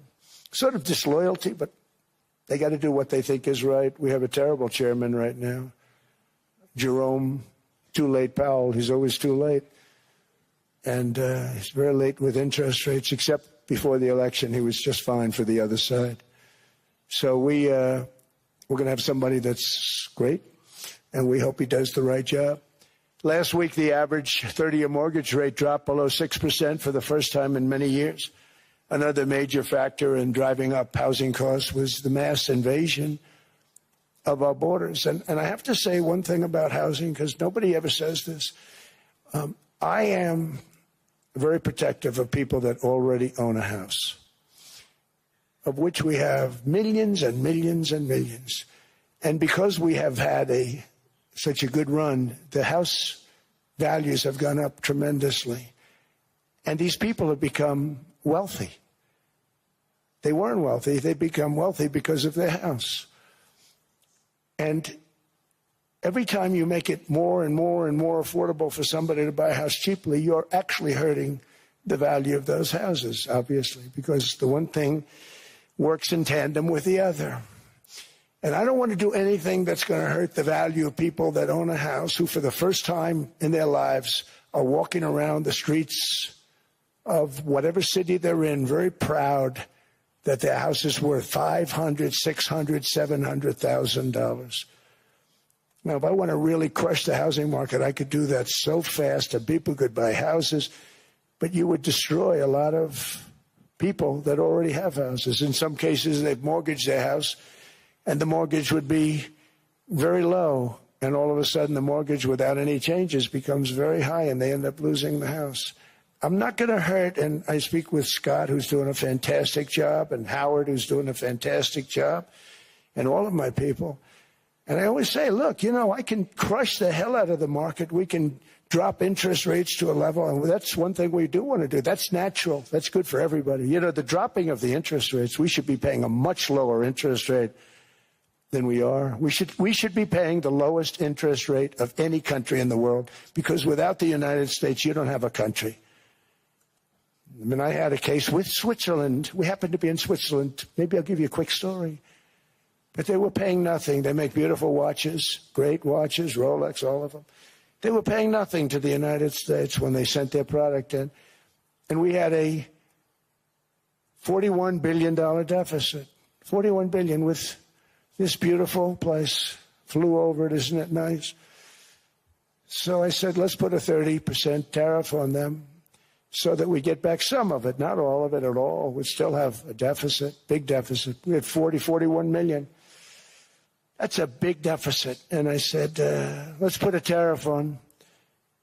Different tariffs, different places. You're all party to them. In some cases, victims to them. But in the end, it's a fair thing. And most of you realize that. But we put a 30% tariff on Switzerland, and all hell broke loose. They were calling, I mean, like you wouldn't believe. And I know so many people from Switzerland, incredible place, incredible, brilliant place. But I didn't realize that they're only good because of us. And there's so many other examples. I mean, us, probably other places, but a majority of the money they make is because of us, because we never charged them anything. So they come in, they sell their watches, no tariffs, no nothing. They walk away, they make $41 billion on just us. So I said, no, we can't do that. So I'm going to bring it up. I've still would have a deficit pretty substantial, but I brought it up to 30%. And I guess Prime Minister, I don't think President, I think Prime Minister called a woman, and she was very repetitive. She said, no, you cannot do that, 30%. You cannot do that. We are a small, small country. I said, yeah, but you have a big, big deficit. You may be small, but you have a bigger deficit than big countries. He said, no, please, you cannot do it. Kept saying the same thing over and over. We are a small country. I said, but you're a big country in terms of... And she just rubbed me the wrong way, I'll be honest with you. And I said, all right, thank you, ma'am, appreciate it. Do not do this. Thank you very much, ma'am. And I made it 39%. And then all hell really broke out. And I was paid visits by everybody. Rolex came to see me. They all came to see me. But I realized, and I reduced it, because I don't want to hurt people. I don't want to hurt them. And we brought it down to a, lower level. Doesn't mean it's not going up. But we brought it down to a lower level. But they pay now, tariff. But I realized that we have many places like that where they're making a fortune because of the United States. Without the United States, they wouldn't be making anything. Think of it. Switzerland made $41 billion on us. And as she said, it's a small place. And I realized with that, I don't know, it was so, because she was so aggressive. And I realized in that conversation that the United States is keeping the whole world afloat. Many places, I could give you 6, 7 places just in the people in this little area. I know every one of them. They're looking down. They don't want to see me, and they don't want to stare me in the eyes. But they're taking advantage of, everybody took advantage of the United States. But I've been very fair, and I gave them a tariff, and it was fine. But I realized that without us, it's not Switzerland anymore. Without us, it's not any of the countries that are represented here. And we want to work with the countries. We want to work with them. We're not looking to destroy them. I could have said 39, 40%. I could have said I want a 70% tariff, then we make money with Switzerland. But Switzerland would have been probably destroyed, financially destroyed. I don't want to do that. But we should be paying the lowest interest rate of everybody. I hope Scott's listening to this, because we should be paying the lowest interest rate of everybody. Without us, most of the countries don't even work. And then you have the protection factor. Without our military, which is the greatest in the world by far, without our military, you have threats that you wouldn't believe. You wouldn't believe. You don't have threats because of us, and that's because of NATO. One other thing, and I have to say it so importantly, in the old days, and I used to say I'm the youngest in the room. Now I'm among the older. I hate to say it. I don't feel old, but I'm among the older. But I remember not long ago, 20, 25 years ago, when good news came out about, let's say, the United States. The United States had a great quarter. The United States had a great month. All the stocks went up. And that's the way it's supposed to be. Now when they say the United States had a record quarter, it's unbelievable how well it's doing, all the stocks crash because they say, oh no, inflation, they're going to raise interest rates. And they do. Some of these stupid people like Powell, they raise interest rates. And what they do is they stop you from being successful. It used to be when we had a great quarter, a great month, great earnings, great anything, any good news, the stock market went up. That's the way it's going to be. We got to do that again because that's the way it should be. Now when we have a great month, they want to kill it. Like we did over 5%. People were surprised. We should do 20%. We could do 25%. When we announce good numbers, and the reason is they're so petrified of inflation. And growth doesn't mean inflation. We've had tremendous growth with very low inflation. In fact, growth can fight inflation, proper growth. So we want to get back to the days when we announced great numbers because we're going to be announcing phenomenal. You know, all these factories that are being built at record, thousands of businesses are being built right now. Remember, $18 trillion is invested. I think the second number is 3, and that was China many years ago. Investments in the country from outside. 18 trillion, nobody's ever seen. And that's money coming in and building things, factories. Thousands of businesses are being built, thousands. Hundreds of big factories, car plants are moving back to the United States. They're coming in from Canada. They're coming in from Mexico, from Japan. Japan's coming in and building plants here in order to avoid tariffs. They're coming in from China. They're coming in from all over the world. We have more plants being built now, car plants, than we've ever had built, even in the heyday from the 1940s and 50s. And they're bigger. They don't use renovations anymore where they take an old plant, they rip it down, they build a brand new plant, super modern plant. But it's happening at levels that nobody's ever seen. In 2024, the U.S. built less than 2 million new homes, but Biden admitted more than 8 million new migrants. And those days are over. In 2025, for the first time in 50 years, the United States had reverse migration. Boy, that was nice. And these were criminals that were being taken out of our country because they allowed people to come into our country from jails, from gangs, drug dealers, murderers. 11,888 murderers. We've gotten most of them out. And then ICE gets beat up by stupid people from leadership in Minnesota. We actually are helping Minnesota so much, but they don't appreciate it. Most places do. You know, Washington, D.C. is the safest place now in the United States. It was a very dangerous place to walk, and now you can walk with your wife, your kids, right through the middle of the city. Right now, Washington, D.C. is as safe as it gets. It was one of the most unsafe, I had to admit. We sent in the military, the National Guard.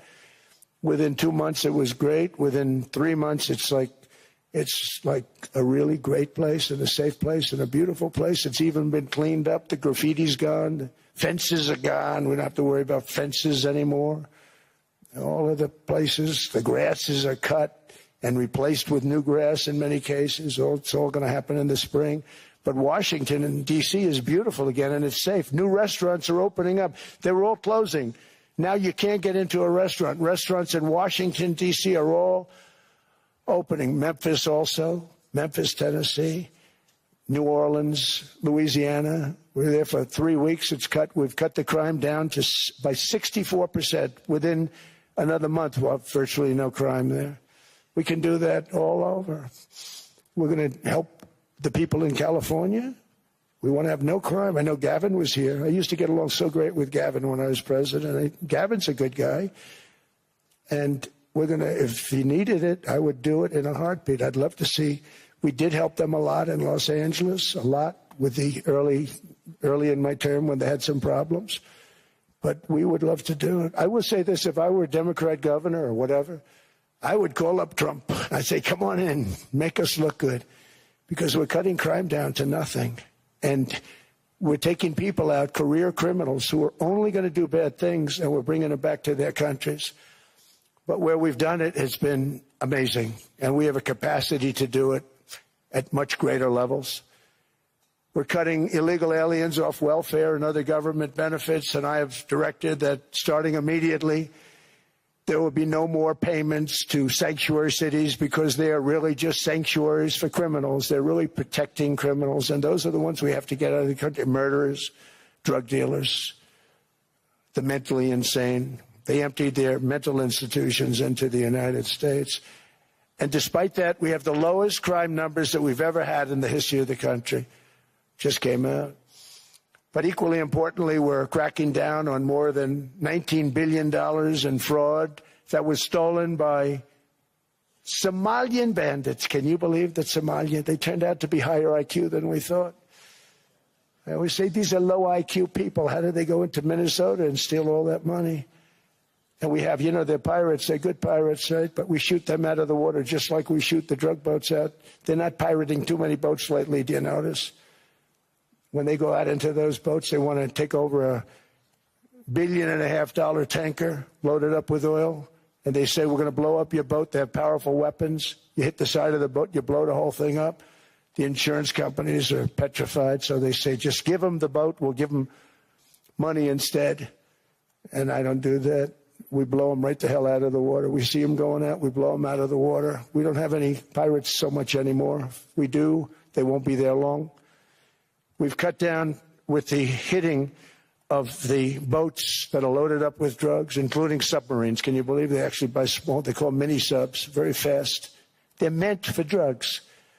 We've knocked out 2 of them. The Democrats say they were fishing. You have ruined somebody's fishing weekend, I would say. A submarine is not a fishing boat. You don't fish.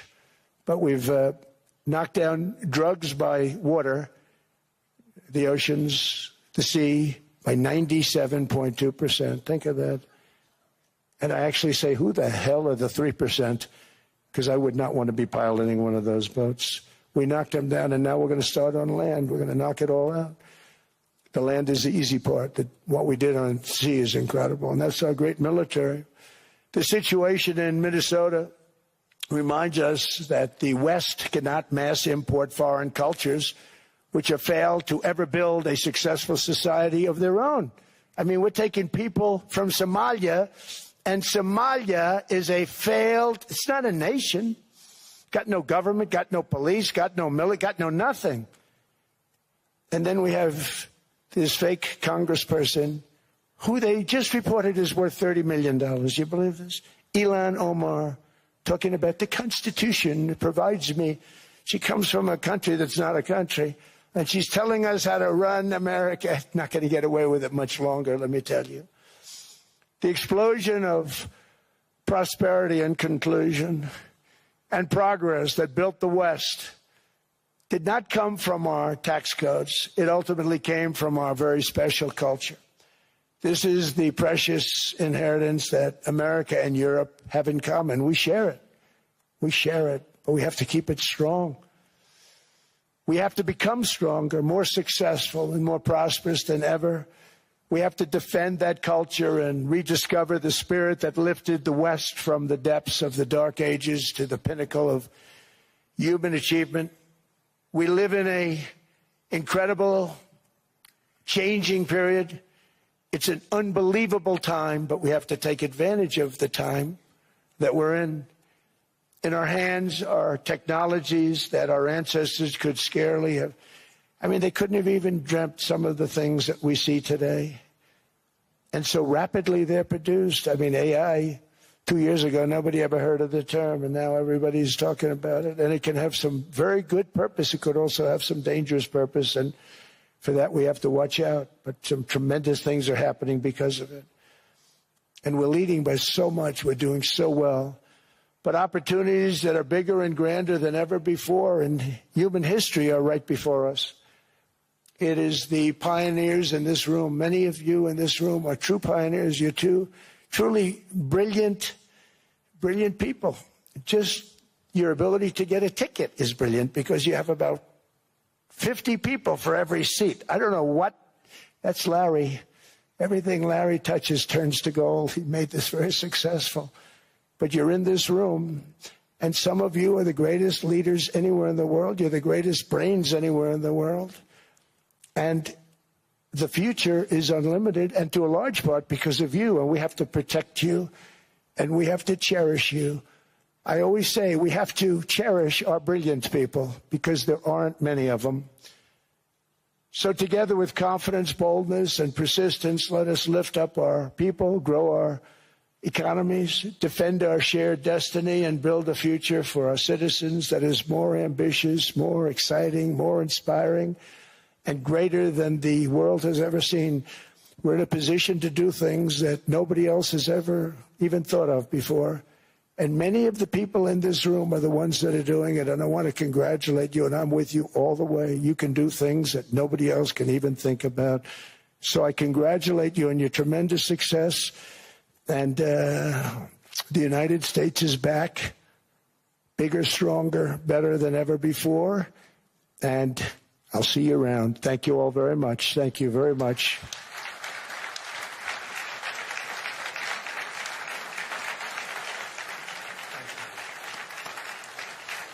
Thank you.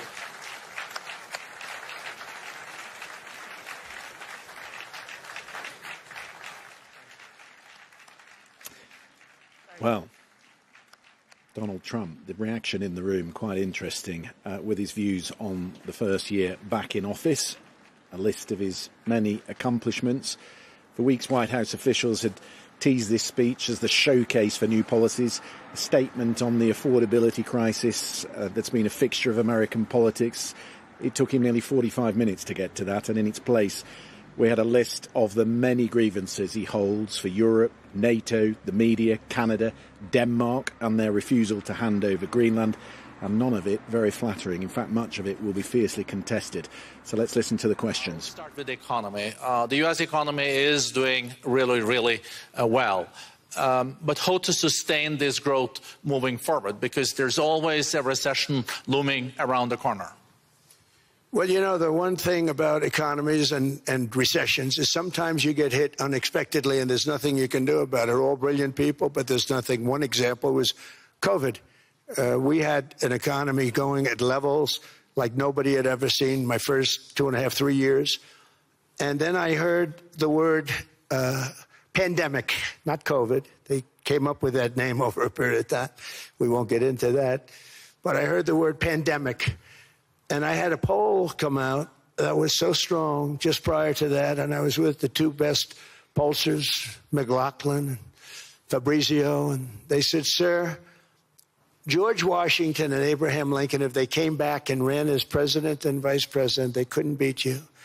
And then what happened is the following day, I was told to stay tuned because there's something really bad happening in China. There are bodies laying all over Wuhan, right around that certain building that we talk about. I always said it came from Wuhan. It did come from Wuhan.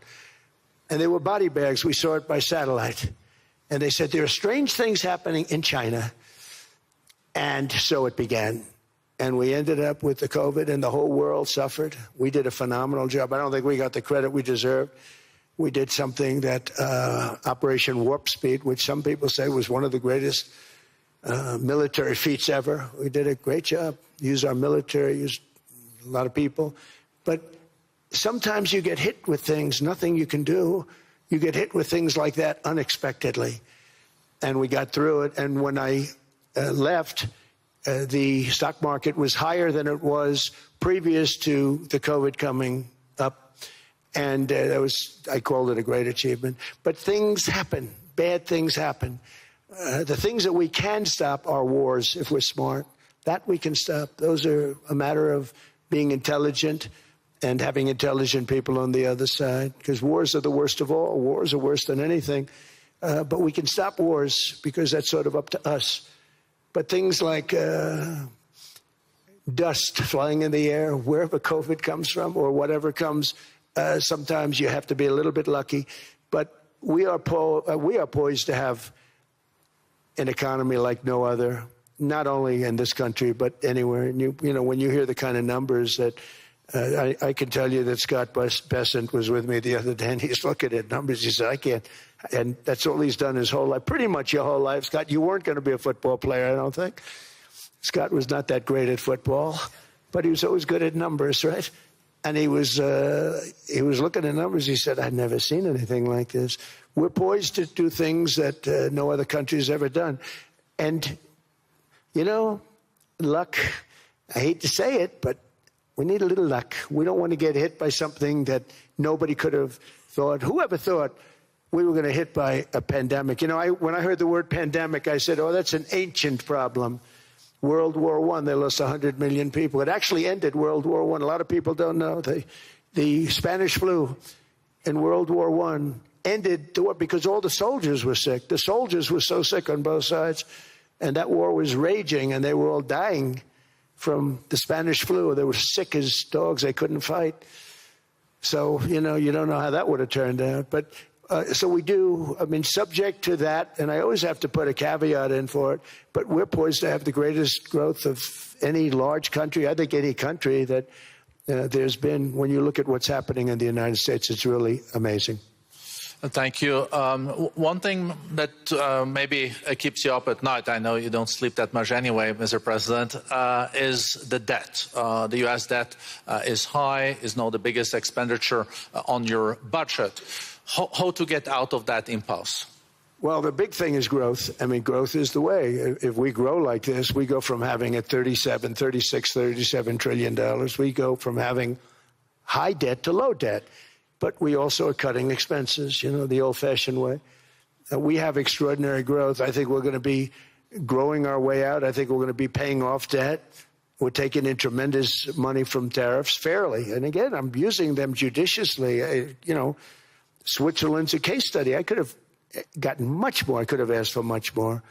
But we're using them judiciously. But I think growth, most importantly, and then cutting costs. Now, if you take a look at Minnesota, $19 billion in fraud and other things. People going to airports, they came into the country, they don't have 10 cents, and they're leaving with hundreds of thousands of cash in their bags. When we get to that, and our DOJ, Pam, and Todd, and all the people that work over there, and all of the people that work in here, I can tell you, Scott Bessent is working on that. It's a priority, right? You have your whole team. We're in there looking for where this money is coming from, how much it is. It could be more than $19 billion. Can you believe that? That's just one state. If we were able to cut out 50% of the fraud, 50%, and we should be able to do better than that, we would have a balanced budget without having to talk about even growth.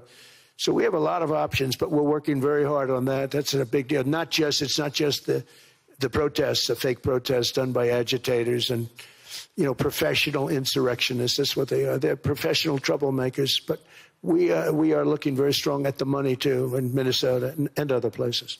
I think, Mr. President, also the $500 billion invested in artificial intelligence and the frontier technologies last year also were driving growth exponentially in the U.S. Well, AI has been a big factor. AI is massive. I mean, Mark Zuckerberg showed me a plant where he put it over a map of Manhattan, and it was basically the size of Manhattan. This is not, I said, you got to be kidding. It's a plant that was miles long, miles wide, very high. I don't think it was high like the Empire State Building, but it was high. And it literally covered most of the island of Manhattan. That's called a big plant. And, when I heard they're going to spend $50 billion building it, I said, if you spend $50 million, you can build a nice little shopping center. If you spend $500 million, you can build a good shopping center. But how do you spend $50 billion? When I looked at this thing, I said, you think you'll be able to do it for that? It's amazing when, some of the plants that I see, and I see them all, and again, so big is we're letting them build their own electric generation. This way we have no problem, and otherwise they'd be complaining. There'd be nobody able to be, we have an old grid system. And not only that, they're going to sell at a very cheap price the excess electricity that they create back into our grid. So that'll solve some problems for certain states that don't have enough electricity. We also know that on the AI, there is fierce competition between the U.S. as the largest economy in the world, 27% of the global GDP and 5% of the global population, not doing that badly, and China. And we know that competition is very tough on AI. I know you're heading to a state visit to China in April. How do you see the U.S.-China relationship moving forward? Are you able to combine this tough competition with also collaboration? So I've always had a very good relationship with President Xi and with President Putin. Talk about, the larger powers. But I've always had a very good relationship with President Xi of China. He's an incredible man. What he's done is amazing. He's highly respected by everybody. And I do now. Now I have good. It was very severely interrupted by COVID. I used to call it the China virus, but he said, do you think you could use a different name? And I decided to do that because why should we have a problem over that? But I would do that, and they were. You're a true diplomat, huh? I became a diplomat for the first time. Well, you know who taught me that? Marco Rubio. He said, let me teach you about diplomacy. Hey, any guy that gets approved by 100% of the votes, think of it, he got liberal Democrats and radical right Republicans to approve him. He's the only one. The next one was like lost 45 votes, right? But he got all 100 votes voting for him. And at first I wasn't happy about it. I said, wait a minute, I don't like that. And now it turns out that the Democrats probably wish they didn't do that. And Marco has been fantastic. Marco, stand up, please. You have done a great job as Secretary of State. He's going to go down as the best Secretary of State. And Scott, and we have Susie, who's the first female Chief of Staff, and she's the best Chief of Staff, too. And I see Howard Lutnick, who I know spoke.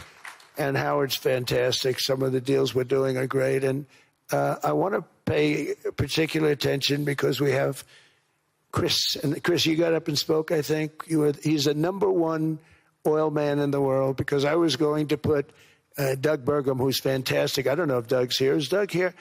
Doug Burgum is fantastic. He said, sir, there's one man better than me. And he introduced me to Chris. And he turns out to be. So we're drilling more oil and gas now than we ever have by almost double. Is that right, Chris? And on top of it, we get a lot coming out of Venezuela. So anyway, so we're doing great. The country is just doing great. We have great people. Thank you. And I see other people. We have Steve Witkoff. We have Jared. I got so many people. I'm in trouble because when I go back, they're going to be people with long faces. Sir, you didn't introduce me. I got so many people. And we have a lot of the greatest people anywhere in the world. I know them all. So I won't continue because we'd be here all day. Thank you, Mr. President. We also know that you're a deal maker, and then maybe coming back to Greenland and Ukraine. What kind of deal in the end do you see between the U.S. And Denmark? Because, I guess you see it now as a negotiation going on, or? Well, it's costing Denmark hundreds of millions a year to run it. And Denmark's a small country and wonderful people. But, it's very expensive. It's a very big piece of ice. And it's very important. I mean, I don't want to repeat the speech, but it's very important that we use that for national and international security. That can create a power that will make it impossible for the bad guys to do anything against the perceived good ones. And it's a great block for Europe, just like, Denmark was supposed to spend hundreds of millions of dollars. They didn't spend the money. They didn't spend anything almost. And we'll see what happens. I just say this. NATO has treated the United States of America very unfairly. We never asked for anything. We never got anything. We actually took care of the needs of NATO for years and years, which I felt was always unfair. So I got NATO to pay because they're rich countries. But I think it's time that NATO step up. We're helping them with Ukraine. Without us, I think Putin would have gone all the way. I think we have it. I think that could have been a World War III, if you want to know the truth. If Kamala was elected, or Joe, any one of those, those thinkers, I think you could have ended up in World War III. And I will say Steve Witkoff has been dealing incredibly with, but we're not going to have World War III. We want to get it stopped, but we're not going to have World War III. I think if I wasn't elected, I think that could have evolved into World War III. It was a very, very bad situation, and it still is, but it's not that kind of bad. It's bad because so many young people are being killed. How close do you think there is on an agreement on Ukraine? I had the pleasure of speaking with Steve Witkoff and Jared Kushner yesterday. I know they're working hard on it. I know that they're also traveling now. Do you see this very close or still? Well, I hate to say it. I thought that was going to be so. I settled 8 wars plus. And I thought that was going to be one of my easier ones. Not the easiest. Some I settled in a matter of hours because I'm good at that stuff. The United Nations should be doing this. I shouldn't be doing it, but it doesn't matter. It's got to get done, saving a lot of lives. We're saving millions of lives. With Ukraine, Russia, there's tremendous hatred between President Zelensky and President Putin. That's not good.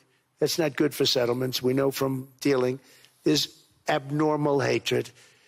With that being said, I think Russia wants to make a deal. I think Ukraine wants to make a deal. And we're going to try getting a deal done.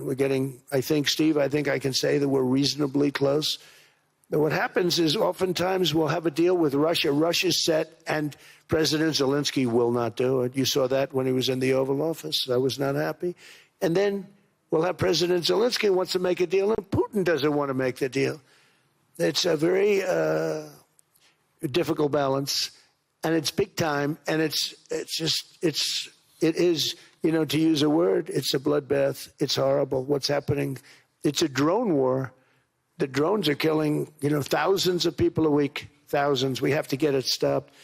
So I believe they're at a point now. I'm going to meet with President Zelensky later today. I believe they're at a point now where they can come together and get a deal done. And if they don't, they're stupid. That goes for both of them. And I know they're not stupid. But if they don't get this done, they are stupid. So I don't want to insult anyone, but you got to get this deal done. Too many people are dying. It's not worth it.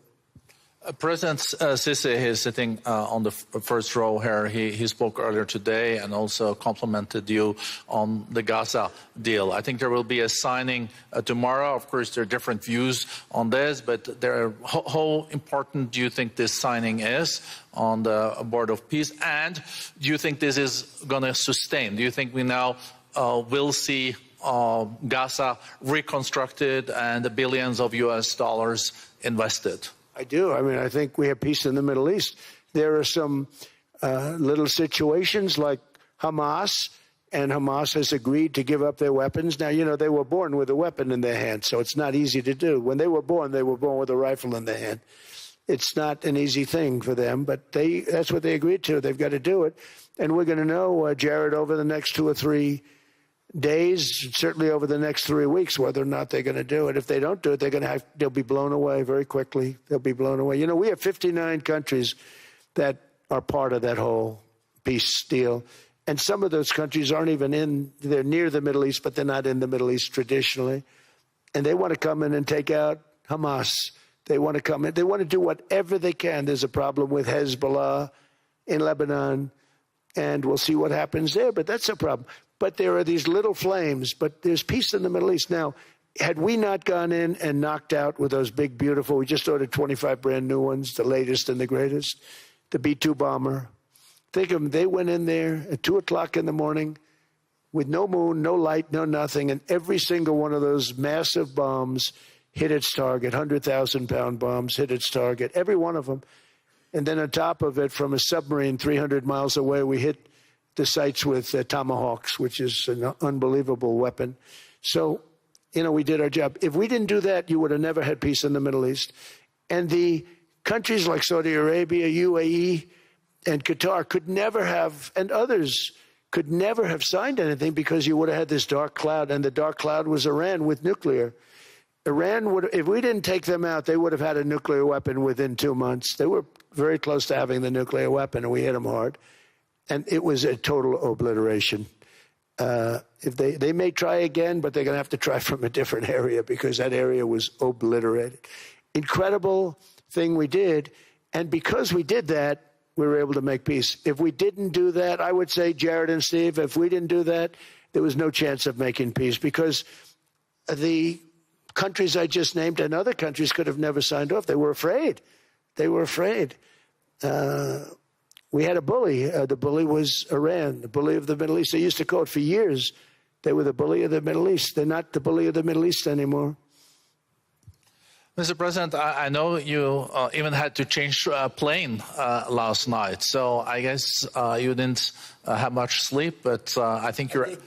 But your energy is still there. I know you have several bilateral meetings. I know you're also hosting a reception. So thank you so much for coming back to Davos. Thank you so much. It's highly appreciated. Well, thank you very much. Thank you, everybody, very much. Thank you. Thank you. Appreciate it.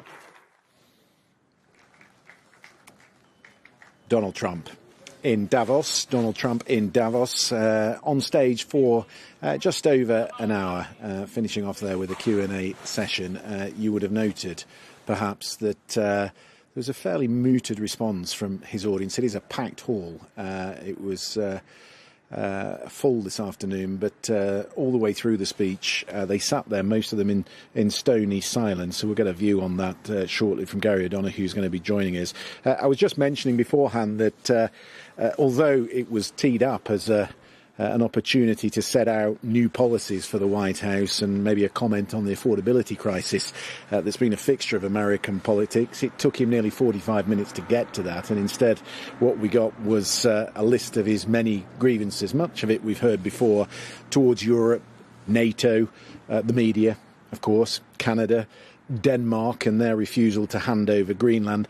As I say, none of it particularly flattering, some of it humiliating for some of his closest allies, and some of the facts, as ever, will be fiercely contested. It was pretty monotone in parts, particularly the bits where he was sticking to the auto cue. Low energy Trump, I thought, in parts. But we must take it, since he was reading from auto cue, that this is what the White House firmly believes. Remember, Stephen Miller, one of his closest advisors, is on this trip. And what did he say a week ago? This is a world governed by strength, by force, by power. These are the iron laws of the world. And in large part, I thought this speech felt like the enunciation of that. It was a lecture and a lesson from the America First president. A couple of breaking news lines to bring you. We just had a flash from the Ukrainian president's office that he is still in the Ukrainian capital. He hasn't yet travelled to Davos, although the president says he's going to sit down with him this afternoon.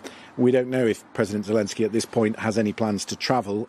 We did report last night that he pulled his planned visit to Davos because he didn't think there was anything on the table. But we've since learned that Jared Kushner and Steve Witkoff, the envoys, are off to Moscow tomorrow to speak with President Putin. So who knows, maybe he will travel at short notice to come and sit with President Trump. And the other really important line that we got in that speech, and really this is the bit where I guess the Europeans would have been breathing a sigh of relief, is that he has no plans to take Greenland by force.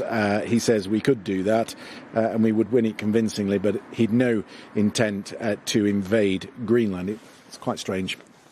It's bonkers, really, that we're even talking about that, but it is worth making the note that the United States president does not intend to invade Greenland. Let's pick up some of that with our chief North America correspondent, Gary O'Donoghue. Some of these things that you have to just spell out, Gary, are quite extraordinary sometimes, but the very fact that the United States will not be invading the territory of a close NATO ally is something to remark on.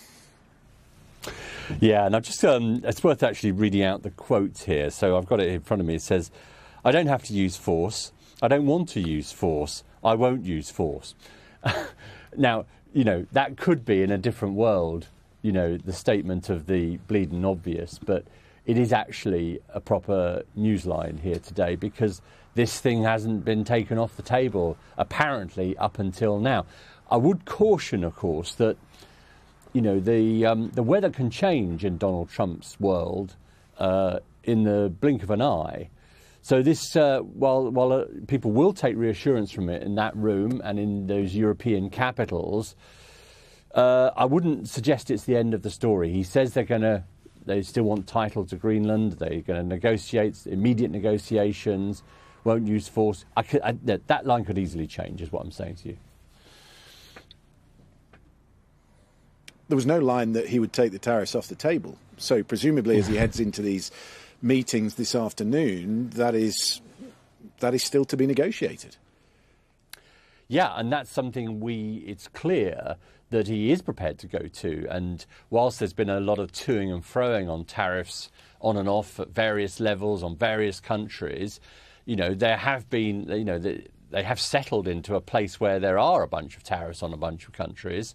And he is prepared to follow through on that. So that threat remains, and that is something that is going to be incredibly concerning to EU countries because of the nature of those threats. And you know, we saw him there not just sort of pressing home that issue, but also, and I think you alluded to this, kind of just reminding Europe, you know, who he believes is in charge. You know, there was a lot of muscular talk in that speech about America's power, its military power, its economic power, its sort of cultural power. I mean, he was, I think, was it Truman who said, talk quietly but carry a big stick? Well, Donald Trump doesn't talk quietly, talks very loudly and still carries the big stick and is prepared to wave it around pretty indiscriminately. Yeah. I think he's maybe about to talk to the press just on the edge of one of the side rooms here. Let's just listen in. Are you willing to fight against European? Are you disrespecting Britain? It's very important. I mean, you heard what happened. Mr. President, why not the NATO mission in Greenland? Are you satisfied with the job Jesse Rodriguez is doing in Venezuela, Mr. President? Yes, she's doing a very good job. We have a very good relationship. And Venezuela is working out really well. We're going to be making a lot of money for Venezuela. And they'll be able to take care of their people. And she's doing a very good job. Why do you feel about Macron's proposal, a NATO mission in Greenland? I made that very clear. Why are you disrespecting Mr. President? We have a great relationship with NATO, but NATO has to step up. You're very disrespectful of Europe and the UK, sir. Why? No, I'm not. But they have to change their ways or they're going to... Why? Mr. President, between immigration and energy, if they don't change, bad things will happen to you. Mr. President, what's your plan on Africa? Mr. President, what's your plan on Africa? Why genocide in South Africa, and are you willing to engage with the South African government? Well, no, what's happening in South Africa is terrible. It's a terrible situation. What they're doing to people, a certain group of people, is unbelievable. You wouldn't think it could happen today. What would it make you believe that there is no white genocide, Mr. President, in South Africa? Well, we have seen the numbers, we've seen the records, and it is taking place. Mr. President, it's got to be. what do you think about Macron's proposal? A NATO mission in Greenland?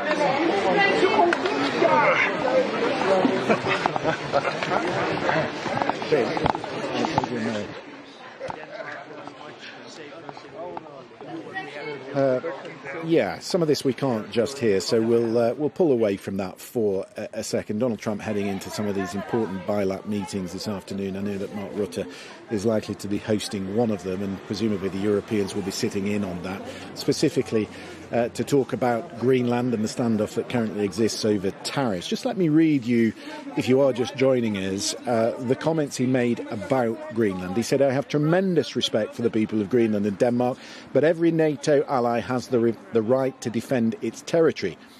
No other country is able to secure Greenland other than the United States. We were compelled in World War II to hold the Greenland territory, and hold it we did at great expense. We set up bases for Denmark, we fought for Denmark, we were fighting to save it, and after the war, which we won, and you would all be speaking German or Japanese if we hadn't, we gave it back. How stupid was that? How ungrateful are they? And now the world faces even greater risks." Let's impart some facts into all of that, shall we? Speak to our reporter in Denmark, Adrian Murray. The first fact to point out is that Harry Truman actually tried to buy Greenland from the Danes in 1948 for $1.5 billion, and they refused. And in its place, they signed the 1951 agreement, revised again in 2004, that allowed the United States to stage as many troops as they wanted to put on Greenland to defend it. And what has happened since, Adrian? Well, that's right. That agreement, following World War II, allowed the US to have bases in Greenland and station military there. And during the Cold War, it did expand its presence. At one point, there were about 17 military bases on Greenland and more than 10,000 troops. But actually, in recent decades, they've wound that back. Particularly since the end of the Cold War, there's this idea of kind of high north, low tension in the Arctic region. And so the Americans have also scaled right back their presence. There's just one base currently. That's the Bidefik space base, which is in the very, very far north of Greenland. Yeah, from 15,000 troops all the way down to 200 as it currently stands.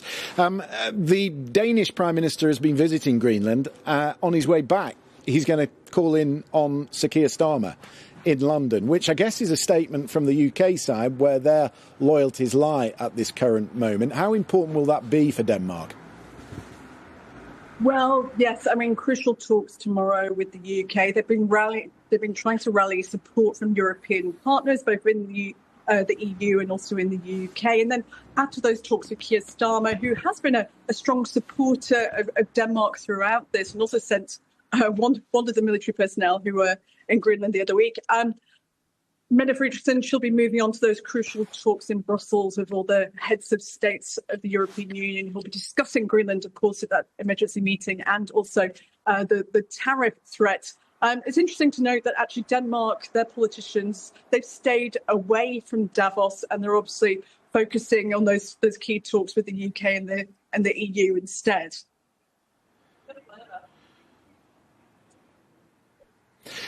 Adrian, thank you very much indeed for that. Well, let's dive back into some of the speech, because there will be people joining us all the time who perhaps missed the early parts of what Donald Trump had to say this afternoon. Let's talk first of all about the invasion of Ukraine and what he's been saying about his discussions with Russia. He called it the worst war since the Second World War, having announced that he will be speaking to President Zelensky later tonight. Let's listen to that. I want to stop it. It's a horrible war. It's the worst since World War II. They keep going. They'll exceed World War II. The numbers are staggering, how many people they've lost. They don't want to talk about it. Ukraine and Russia lost just tremendous amounts. And I'm dealing with President Putin, and he wants to make a deal, I believe. I'm dealing with President Zelensky, and I think he wants to make a deal. I'm meeting him today. He might be in the audience right now. But they got to get that war stopped.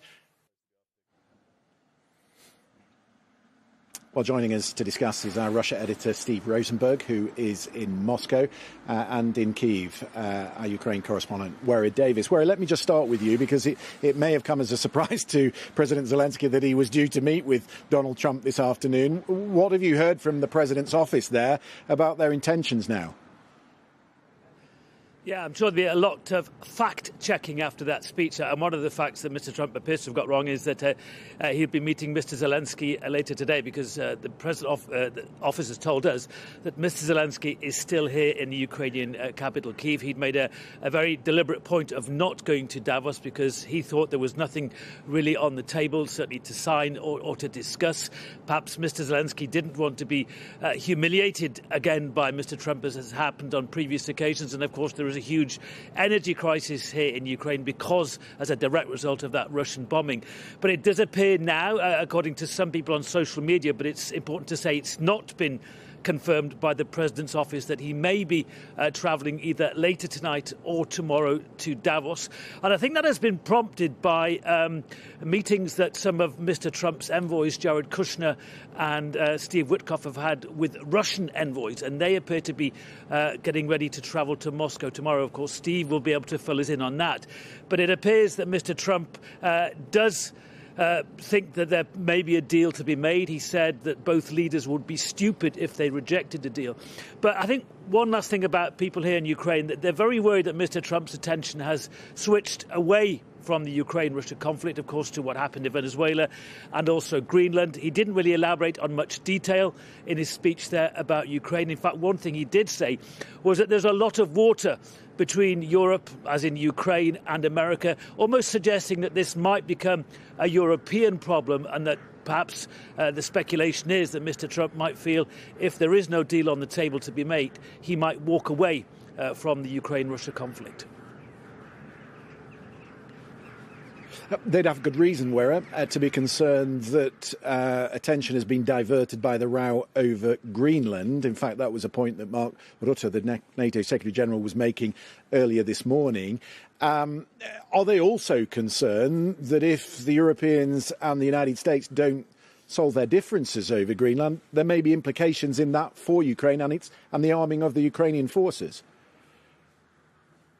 Indeed. I mean, we had a fairly big Russian series of airstrikes and drone strikes over Ukraine a couple of nights ago. And Mr. Zelensky made a point in saying that in repelling those airstrikes, Ukraine spent or used $80 million worth of air defences. He said that Ukraine is running short of air defences. It needs to be resupplied by both the Europeans and the Americans. The Europeans are perhaps buying American-made missiles to help support Ukraine. And there is a crisis here in Ukraine. Mr. Zelensky has accused Russia of deliberately targeting and focusing on Ukraine's energy infrastructure. Most of Ukraine's traditional energy generating plants have been damaged or hit by Russian airstrikes during the course of the war, and particularly in recent days and weeks. And there is a real sense of a crisis here in Ukraine. Mr. Zelensky's tried to keep that momentum going. Remember, just after Christmas, he was talking about a 90% chance of striking a deal.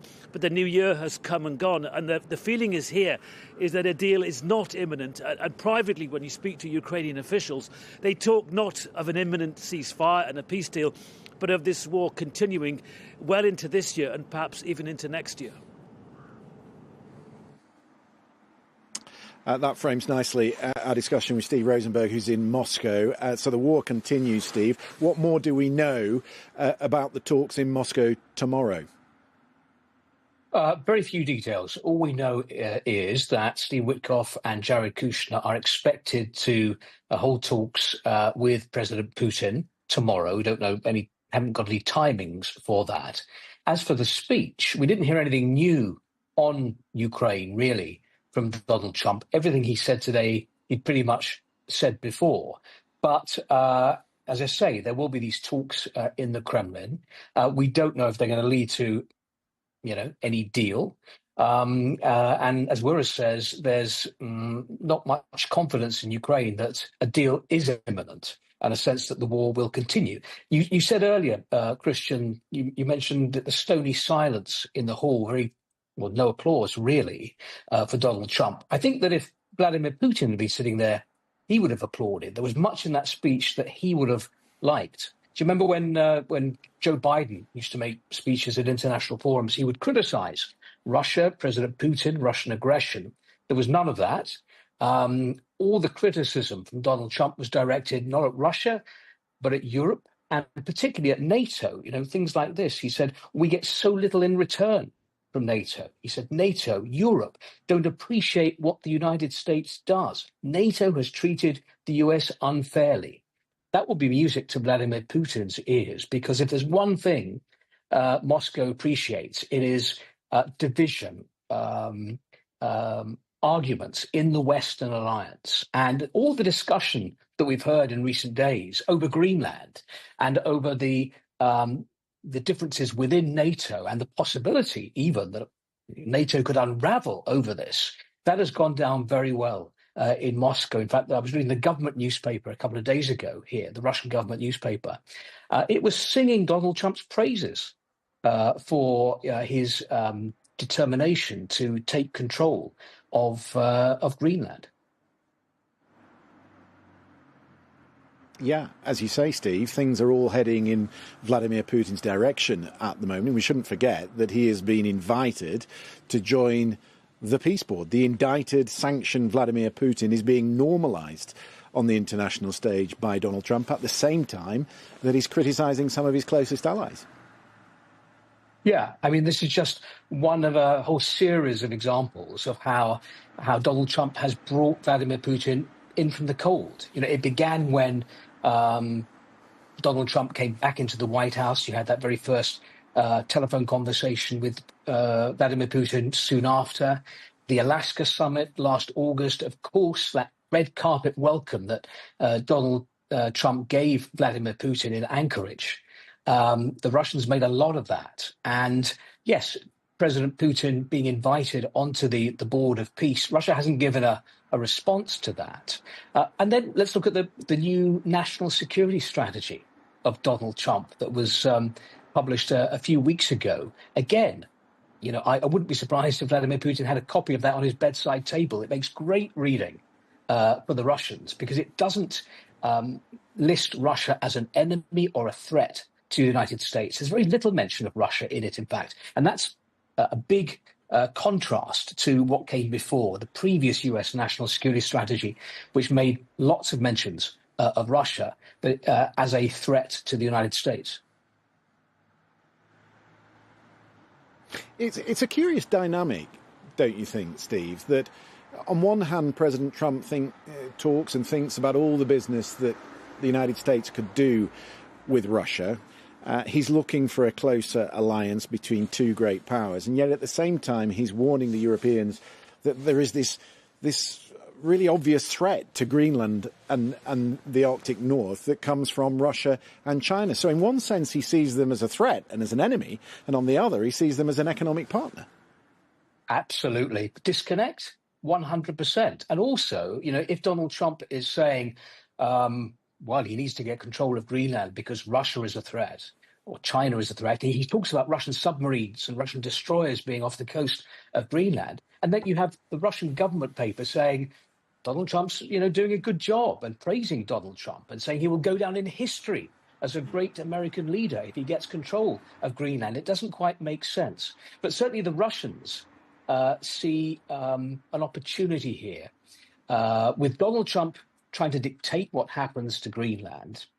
Moscow says, well, if a great power like America can dictate what happens in its backyard or in the Western Hemisphere, at least, then why can't Russia dictate what happens in its backyard? In other words, it's using what's happening here with Greenland to try to justify what Russia is doing in Ukraine, the last 4 years of Russia's war on Ukraine. Steve, thank you both for your time this afternoon. Good to talk to you both. If President Putin was applauding, the Europeans certainly weren't. We'll always reciprocate, and thank you very much for having us. Thank you. It's a pleasure. Yeah. And with your team, we have a good relation. We are working hard to finalize the agreement. We have this joint agreement. But I'm optimistic that we can go forward. And the investment pledge, the private sector promise, I think are on the way. And we already see this unbalance you mentioned during your speech is actually on correction. It's actually, we have the last statistic, a surplus $8.8 US dollars in the favor of US. But at the end, what is important for me and for the two countries, it's a win-win perspective. And I think my team and your team are working hard to find something very, very good. Very good. Is there really a surplus? Because that's a very unusual thing with Switzerland. I think in the last couple of months it started to reverse the other way. That's unusual. And when they bring that's never happened before. And when they bring their factories. I'm very proud of that. Right, when they bring their pharmaceuticals to America, then that'll settle. Yeah. Yes, that's a very big thing. We're bringing all pharmaceuticals are coming into America, so it's really a big thing. Press, do you have any questions, please? Sir, are you going to meet Zelensky today or tomorrow? I believe it's tomorrow. Yeah. It's tomorrow. We just wanted to clarify that. Yeah. Thank you, sir. Okay. Switzerland's a great place, and we appreciate being here. Thank you all very much. Thank you, press. Thank you, press. Thank you, press. Thank you, press. Thank you. Thank you. Thank you, press. Let's move. Thank you. Thank you, press.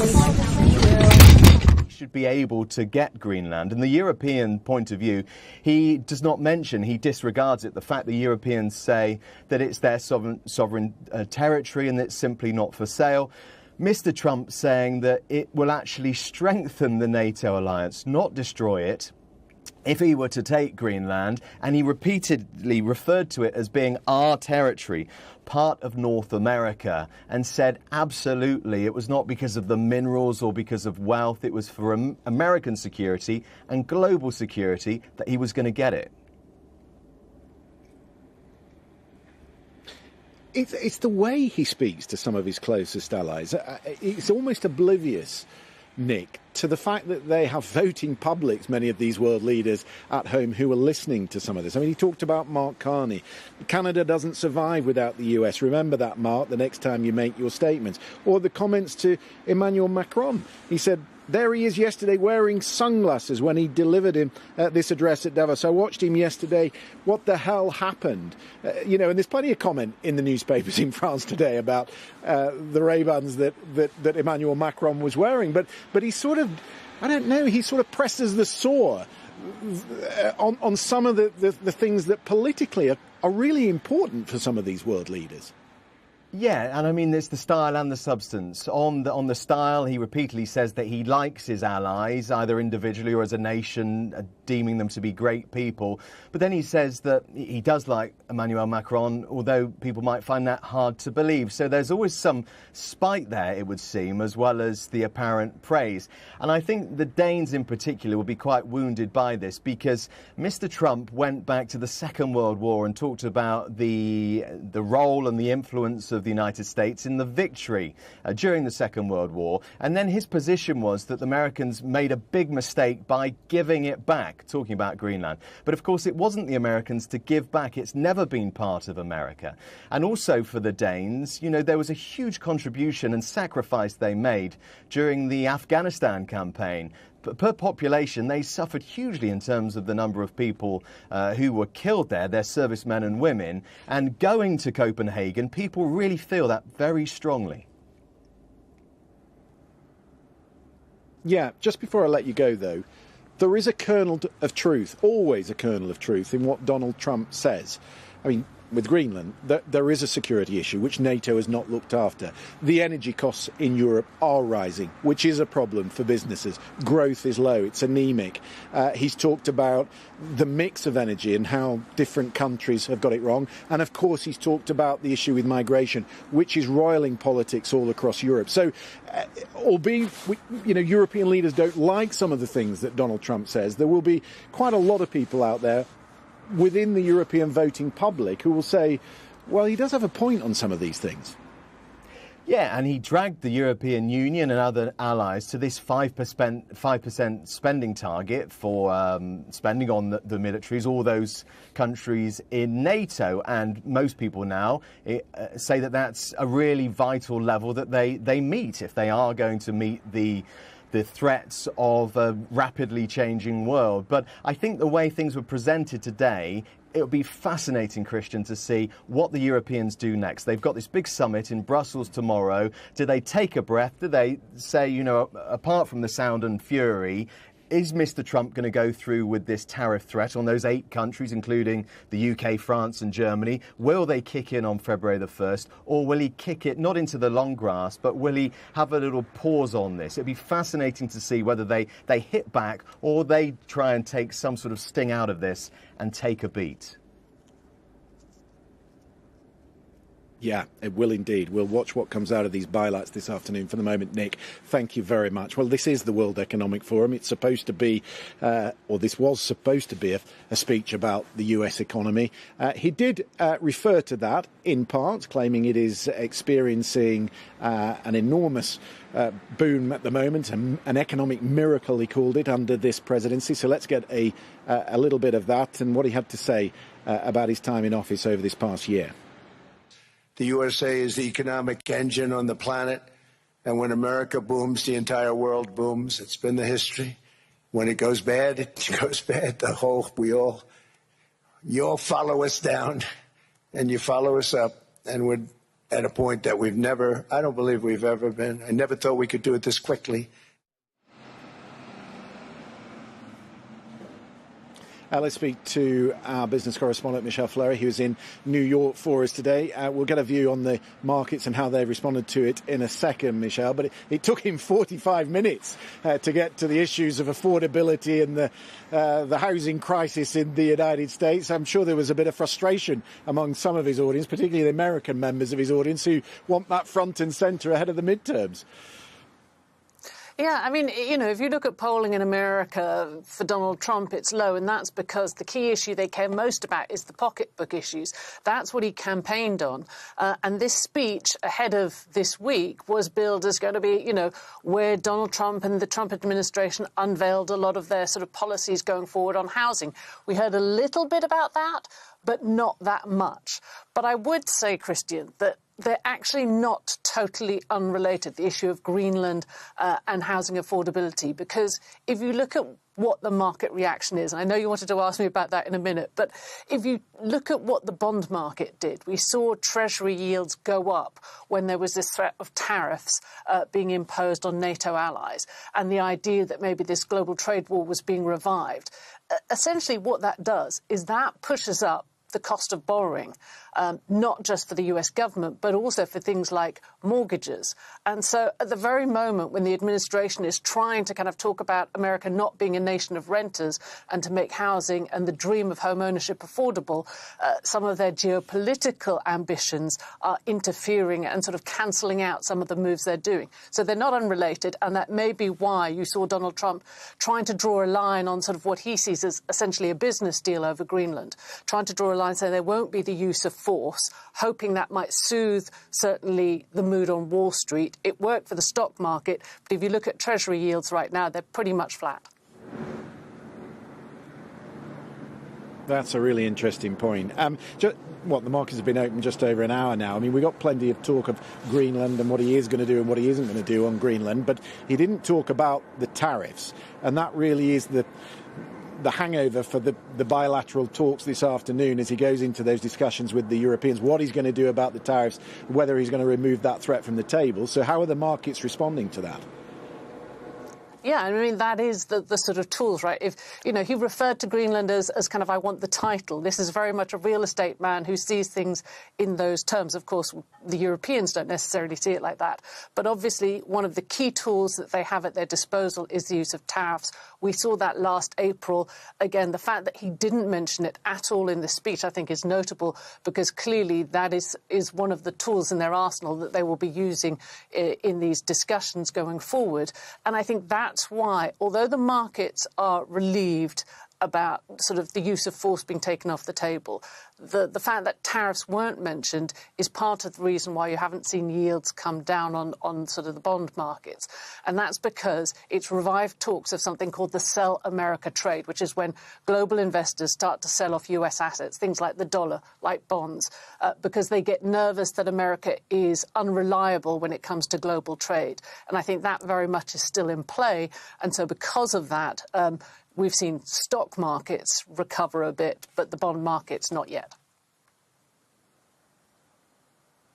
Yeah, maybe just taking a beat until we get some news out of these meetings. And, of course, the European Council summit tomorrow in Brussels, in which a lot will be decided. Michelle, for the moment, thank you for that. Let's talk about the Middle East, because President Trump did touch on Gaza during his speech, saying if Hamas doesn't agree to give up weapons, then they're going to be blown away. It comes as world leaders are being invited, as we were just discussing with Steve, this board of peace, the second phase of the truce plan. But on the ground, the violence very much continues. Gaza officials say 3 journalists have been killed just today. Let's get a view on that from our correspondent Dan Johnson, who is in Jerusalem. It's as if we're almost moving to the second phase without really recognising the dire humanitarian situation that still exists in Gaza and the deaths that are still happening. Yeah, absolutely, Christian. We understand there have been 11 Palestinian deaths in Gaza today. 3 of them, those journalists who we believe were working for the Egyptian Centre for Gaza Relief, an aid organisation, when their vehicle was targeted by an Israeli airstrike. Israel's military says they were targeted because they were suspects who were flying a drone and posing a risk to its troops. It says that incident will be investigated. Another 8 people believed to have been caught in Israeli artillery or gunfire today. So although the ceasefire has been in place since early October, moving to a second phase of it was always going to be tricky. And the reality on the ground is that people are still dying. Both sides have accused the other of breaching the terms of the original ceasefire deal. So getting to stage 2 is difficult. Perhaps Donald Trump and Steve Witkoff, his envoy, who's announced today that they will move to stage 2, have got ahead of things again, and it will be evidence for some that Donald Trump, what he says, doesn't match the reality, in that he declared this afternoon, just after his speech in the question and answers, that we have peace in the Middle East. I think many people would say that is very premature. Even getting to stage 2 of that Gaza ceasefire deal means a lot of questions that still haven't been answered about the security of Gaza, the international force that is supposed to come in there, the IDF pulling further back, the return of the remaining Israeli hostage, his body, which has still not been returned by Hamas. But Donald Trump, in answering those questions this afternoon, said that Hamas had agreed to give up their weapons. He said they were born with a rifle in their hands. It's not an easy thing for them to do, but they've got to do it. We're going to know over the next 2 or 3 days, he said, or certainly weeks, if they're going to do it. If they don't do it, Donald Trump said, they'll be blown away very quickly. So he's clearly applying the pressure to try to get Hamas to agree to that stage 2 of the Gaza ceasefire deal. The other thing that he didn't really address today was exactly who's going to be on this board of peace and what that board is going to do in totality. It was set up with the aim of rebuilding Gaza, bringing peace and security there for the future. But now its remit seems to be much wider, and people here were looking this afternoon whether Donald Trump would give any more information about exactly what the remit of the board would be, what its membership would be. We know many countries have signed up. We know some have refused. There's supposed to be a signing ceremony in Davos tomorrow, so we may see then exactly which countries are signing up. It's crunch time for countries to decide whether they are going to be part of that or are going to turn their backs on it. Yeah, and a subtle reminder, of course, to Prime Minister Netanyahu, who is boss. The Iron Dome is our technology, he said. Stop claiming it as yours. In respect of the peace board, the Europeans are taking a beat on this as well. They're sort of want to know more about it, what the remit of it will be, and who else will be on the board. Obviously, they're not impressed that Putin and Lukashenko are going to be there.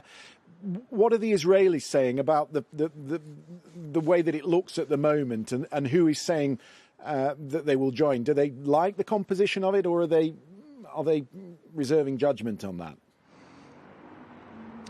Benjamin Netanyahu seems to have approved of the formation of the board in as much as we know about it so far. He announced today that he has been invited and that he will join it on behalf of Israel. But as I said, there seems to be this question now about whether that board is going to actually guarantee the future of Gaza, whether it's going to be some sort of global replacement for the UN is a concern that some people have, whether it will be totally focused on Gaza and the Middle East, or whether it will have a much wider remit, and whether that means it will lose its focus. There is actually a Gaza Executive Committee which seems to have been formulated beneath the peace board, but there are questions about exactly who will be part of that, and Israel has got concerns about some of the countries that have already been invited to serve on that executive committee, which is supposedly going to take the lead in actually securing the future of Gaza and organising its rebuilding. So a lot of questions. Perhaps Donald Trump didn't want to get into too much of that detail today because he wants this signing ceremony tomorrow to be his centrepiece in terms of the Middle East, but certainly he took the chance today both to remind Israel of what the US has done for it in the past, making sure that that credit for the efficiency of the Iron Dome system was not taken entirely by Israel, and claiming that he has brought peace to the Middle East. He seemed to credit that to the American bombing of Iran last summer, targeting those nuclear facilities. He said those areas had been obliterated and that Iran was perhaps just 2 months away from securing a nuclear weapon if America hadn't conducted that bombing in conjunction with the Israelis. As I say, a lot of this will be contested. It's arguable how efficient, how effective that bombing was, and declaring peace across the Middle East is a very tricky thing, and certainly there is so much up in the air in relation to Gaza and Iran too, and Donald Trump went out of his way also to mention Hezbollah and Lebanon. So much at play always across the Middle East, and as I say, on the ground there are still Palestinians losing their lives as we speak. Dan Johnson in Jerusalem, thank you very much for that. The UK government is saying today that it is reserving judgment on the Board of Peace. We know Tony Blair, of course, that Tony Blair is part of it, but whether the UK joins it still very much in the air. Now, our team at BBC Verify were listening across Trump's speech. A number of our correspondents have made the point this afternoon that some of it will need to be fact-checked. I'm joined by one of our reporters, Jake Horton. I always have some sympathy sympathy on occasions like this. So much in a speech that lasts over an hour. What did you make of what you heard, and which issues would you want to raise that you heard there from Donald Trump? So in that speech, he made a wide range of claims from issues at home and abroad, but we just looked at 3 internationally to begin with here. Now, first, let's look at a claim he made about an issue he often rails against, wind turbines. He said that China specifically made lots and lots of wind turbines, but he had yet to see a wind farm in China. That claim is incorrect. China is the highest country that generates the most wind energy in the whole world, more than double second place country, which is the US. Now, China has one of the biggest wind turbine farms in the whole world in Gansu, which you can actually see from space. So the claim that they don't have any wind farms in the country is not true. Secondly, on NATO, Trump said the US had got nothing out of NATO. Now, one of the founding core principles of NATO is the self-defense of all members, which is laid out in Article 5. Now, that article says an attack on one is an attack on all. And the US is actually the only country to trigger Article 5 to date, after the 9/11 attacks in 2001, which led to NATO members coming to the defence of the US in large-scale military operations in its invasion in Afghanistan, which included troops from the UK, Denmark, and other countries. So, again, it's not really accurate to say NATO has given nothing to the US. Now, finally, let's look at something he said about Ukraine, and in particular about financial support the previous administration under Joe Biden gave to that country in their war against Russia. Now, he put that figure at $350 billion. He says that that's what President Biden's administration gave to Ukraine. Now, BBC Verify has looked into this before and found no evidence for that figure.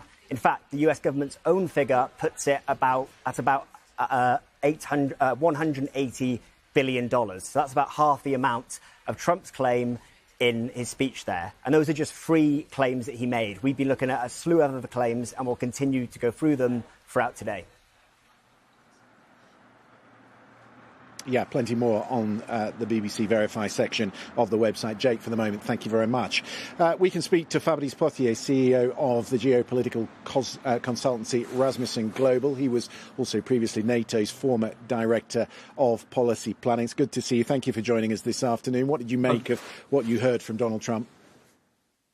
You clearly have, I think, an attempt to de-escalate from Donald Trump, but de-escalate from the brink of disaster, where, to hear the US president saying, I'm not going to use force against my own allies, I think sounds quite surrealistic. But this is the brave new world we are in.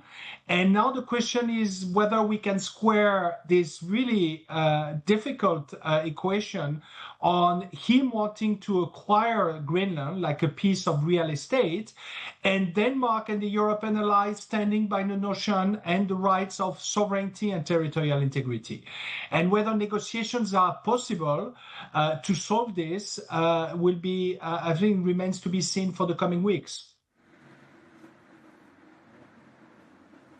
Mark Rutte is obviously going to play a key role in the conversations this afternoon. Ursula von der Leyen said this morning that one of the things that they could offer Donald Trump would be to put more into Greenland, divert more of the new money towards the north, towards the Arctic North.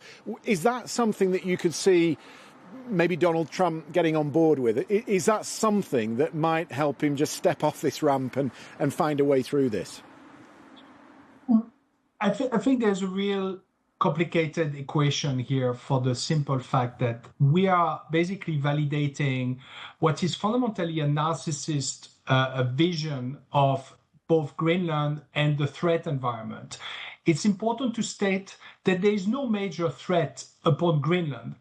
Arctic region is important. It is indeed one where Russia, but also to an extent China, are operating, but not to the extent of posing a direct threat to the United States. Nothing comparable to what Russia is doing in Ukraine or even across Europe. So I think it's important that we respond to Trump's concerns, but we cannot validate concerns that are fundamentally artificial to justify, at the end, what is a fundamentally emotional, personal take on this.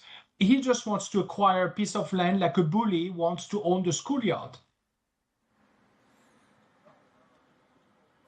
Where do you think we are then at this moment in time? Because the tariffs are still on the table. The reciprocal tariffs may come tomorrow if the European leaders decide that's the way they want to go. What worries you about the direction we're travelling and what that might mean for our security in Europe? So first, I think we have been in the middle of a typical Trump political theater of distraction and disruption from basically the real problems at hand. Geopolitically, it's Russia's illegal full-scale invasion and war against Ukraine. And domestically in the United States, it is still an inflation that is too high and opinion surveys that are not very favorable to him ahead of the midterm elections. And we have seen a typical Trump tactic playbook of creating this kind of artificial fire, burning bridge when actually the issues are elsewhere. So that's one thing. Second, clearly you are going to have attempts to negotiate something, possibly a NATO package on Arctic security. But quite frankly, Denmark and other European allies had put forward before the Hague summit an Arctic security package, and the United States actually turned it down. So we'll have to see if this changes. And finally, I think the threat of possible counter tariff and anti-corruption measures. Yes. Fabrice, I'm sorry to dive in. We are right up against the break. It's very good of you to join us. Fabrice Poitier, thank you very much for that. Plenty more to come from Davos. You're watching BBC News. Public policy decisions.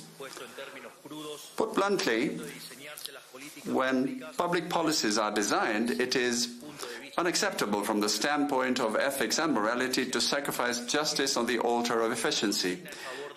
This commitment to values not only stands above economic efficiency, but even stands far above political utilitarianism. Thus, by setting aside ethical and moral values, we end up with policies that are not only unjust, but also lead to collapse, not only economically, but also socially, to such an extent that they could ultimately bring about the downfall of Western civilization itself. This is why in 2024, at this forum, I stated that the West was in danger. In turn, in my 2025 address, I showed that the agendas and policies being promoted by various international organizations and fora were nothing more than a whole set of socialist policies, elegantly packaged to deceive people of noble spirit, who were full of good intentions, but this always led to the same catastrophic results.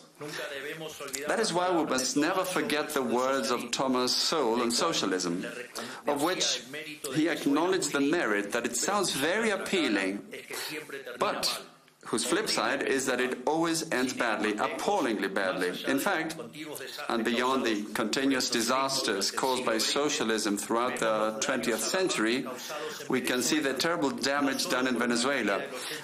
Not only 80% collapse in GDP, but something far worse still, namely the establishment of a bloody narco-dictatorship whose terrorist tentacles spread across our entire continent in the Americas. Therefore, today more than ever, in the face of the ethical and moral degradation afflicting the West as a result of embracing the new socialist agenda, it is necessary to once again promote the ideas of freedom. However, unlike the way this was approached in the past, based on a utilitarian framework, today the defense of the free enterprise capitalist system must be grounded in its ethical and moral virtue. As Israel Kirzner points out, today's socialists do not deny capitalism's superiority in terms of productivity. They challenge capitalism on the grounds that it's unjust. Therefore, it's not enough for the system to be more productive, because if its roots were unjust, capitalism should not be defended. Today, I will demonstrate that free enterprise capitalism is not only more productive, but also that it's the only just system. I will also demonstrate that there is no dilemma between political utilitarianism and policy making based on values, because if the two were in conflict, that would imply that the foundations of political utilitarianism should be discarded as unjust.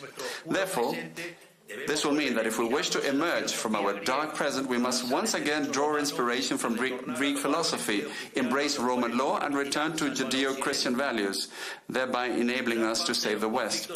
A large share of human conflicts arise from a failed interaction between natural law and positive law. Natural law is the law that ought to govern human beings because it accords with their nature, and it is therefore just in a universal sense. It is a law common to all men because it is intrinsic to their essence and therefore unchangeable and immutable. By contrast, positive law is the law written by human beings to govern according to their convenience. Thus, when positive law is in harmony with natural law, there will be justice. Otherwise, the law may be legal but not legitimate. Accordingly, two fundamental rights are recognized: the right to life and the right to liberty.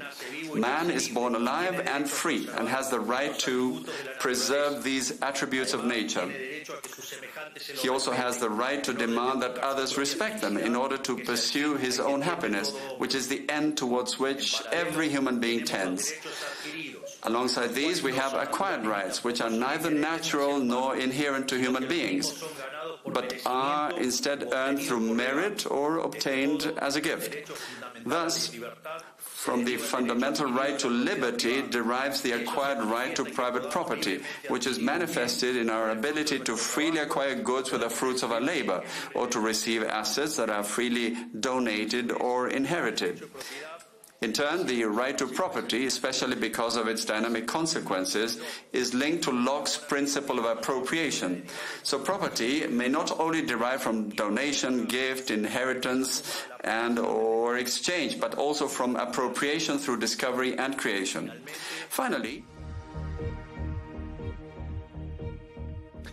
a very warm welcome to Davos. Over the last hour, we've been watching President Trump, who has been speaking here at the World Economic Forum. Plenty to digest over the course of the next hour. The President currently in a number of bilateral meetings with Greenland, of course, top of the agenda. There was some important news this afternoon on Greenland. The President said he won't use force to take it. He praised the people and the leaders of Denmark, which has sovereignty over the Arctic island, but he said only the US could defend it. He repeated that Greenland was vital to US and international security, especially for missile defence. Before Mr. Trump's arrival in the Swiss resort, European leaders had rebuked the United States' designs on the Danish territory, saying it was upending the world order. So let's hear a little bit of what the US president had to say about it. We probably won't get anything unless I decide to use excessive strength and force where we would be, frankly, unstoppable. But I won't do that. Okay? Now everyone's saying, oh, good. That's probably the biggest statement I made, because people thought I would use force. I don't have to use force. I don't want to use force. I won't use force. All the United States is asking for is a place called Greenland, where we already had it. Well, with us to discuss is our security correspondent, Frank Gardner. Frank, it's almost surreal that we have to put at the top of our headlines today the very fact that the United States will not be invading a NATO ally. But there it is. And I guess the Europeans will be breathing a sigh of relief. Well, yeah, but only a qualified sigh of relief, because remember, he's threatening economic tariffs, i.e. sanctions. His speech contained, I would say, a kind of almost predictable mixture of truths, half-truths and untruths. He's perfectly correct when he says that if the US decided to take Greenland by force, it would be unstoppable. And there's no question about that. The concept of Danish forces, tiny Denmark trying to fend off massive United States would be absurd, and it would be irresistible. But he also said things like, what has NATO ever done for us? Well, that's deeply insulting to Denmark, because Denmark lost 44 soldiers in Afghanistan in the wake of 9/11.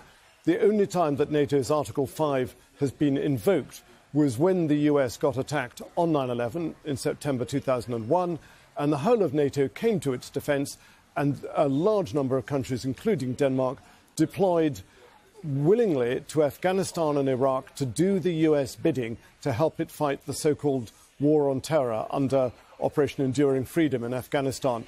And Denmark lost more troops per size of its population than any other nation. So that's pretty insulting to them. The high watermark of danger, I think, has possibly passed for now. And I think the best that we can hope for is that Donald Trump possibly gets distracted by something else. Panama Canal, Mexico, Cuba, whatever is next in his sights, because he is primarily focused on that hemisphere. But certainly the statements he's been making leading up to the Davos summit have implied that he's not going to give up on this one. So, yes, it's great that he's not going to do it by force, but he clearly wants to punish those countries that are resisting him, including the United Kingdom, America's so-called closest ally. Yeah, Gary O'Donoghue, our colleague in Washington, was making the point earlier today that there's never a final chapter to many of the pronouncements that Donald Trump makes, and that's the way that he views this particular issue on Greenland. Do you think there's anything that the Europeans could do to placate him? There's always something. I mean, so far, the tactic of kind of flattery and blandishments has not really worked. I mean, you know, there was that famous moment where Sir Keir Starmer, Britain's Prime Minister, produced that letter in the Oval Office saying, aha, you know, here is an invitation from His Majesty the King for you to come and have a second state visit. So almost unprecedentedly, Donald Trump has been given a second state visit to Britain, and yet that hasn't spared Britain from the tariffs. So, you know, the heat needs to be taken out of this.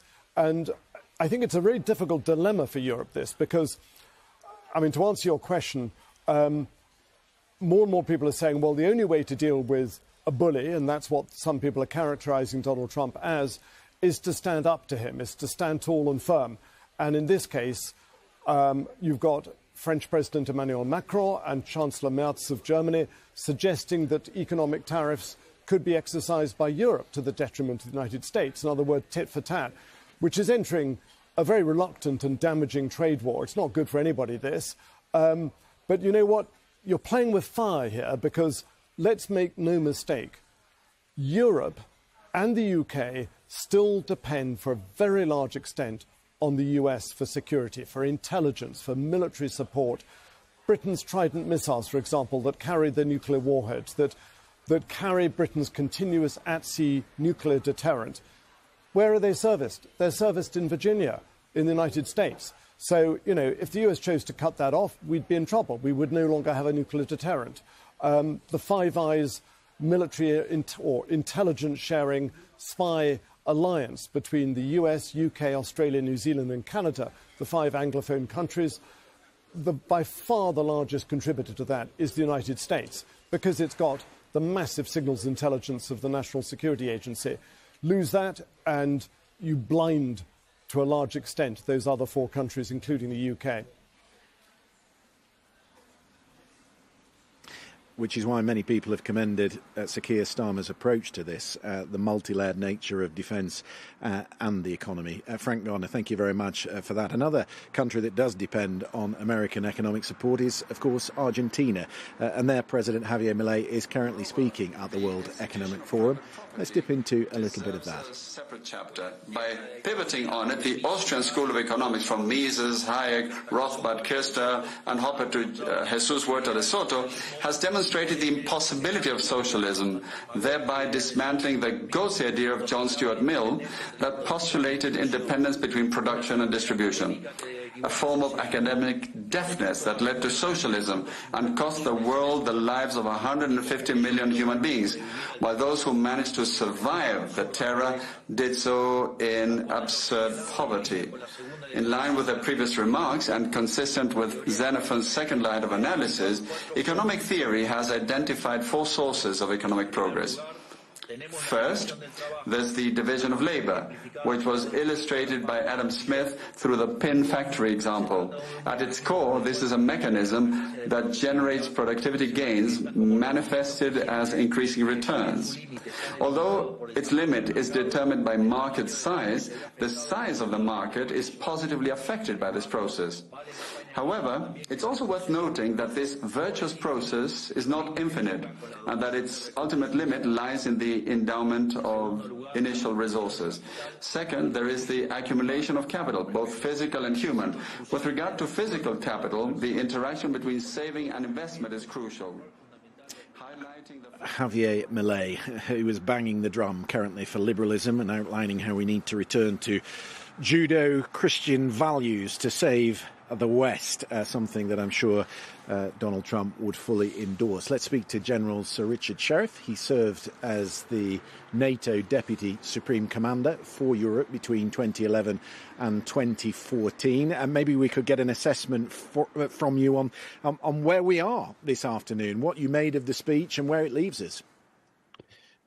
I think the fact that the President of the United States, America, the lead ally of NATO, is still bullying and threatening Denmark says it all. Yes, he said we won't use force, but nevertheless he said, I'm going to get Greenland.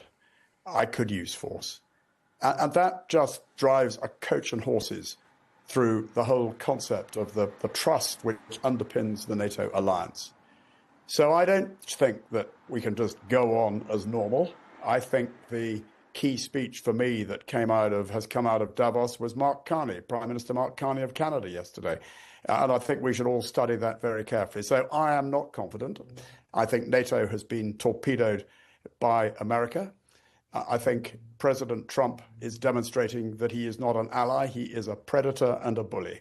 And that the only way forward for Europe is to stand up united, recognise that it has got to cut its dependence, however difficult it is, and Frank Gardner laid it out very clearly. So I'm not left any more confident.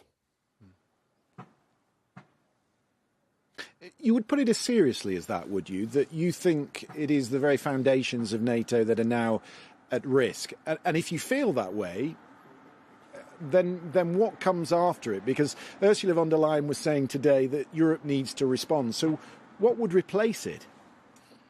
I do feel that way. And I say that because NATO is an alliance founded on the values of liberty, individual freedom, the rule of law, but it's also an alliance based on trust. It's a family. You have the NATO ambassadors who live in Brussels, who sit around the North Atlantic Council together probably 3 times a week in normal times, whose offices, whose delegations are in NATO headquarters. So they know each other, they see each other, they're having coffee with each other and dinner with each other. It is a community, it is a family. And NATO has weathered many storms in its nearly 77 years, Greece and Turkey, for example. But it's weathered it like any strong family does. I don't think when you have this is a family breakup, and this is Trump's America. In a sense, it's the leader of the pack turning on a junior member of the pack. And an alliance based on trust cannot survive that, in my view. So what comes next? Well, I think the allies need to say to America, are you in or are you out? You can't be half pregnant.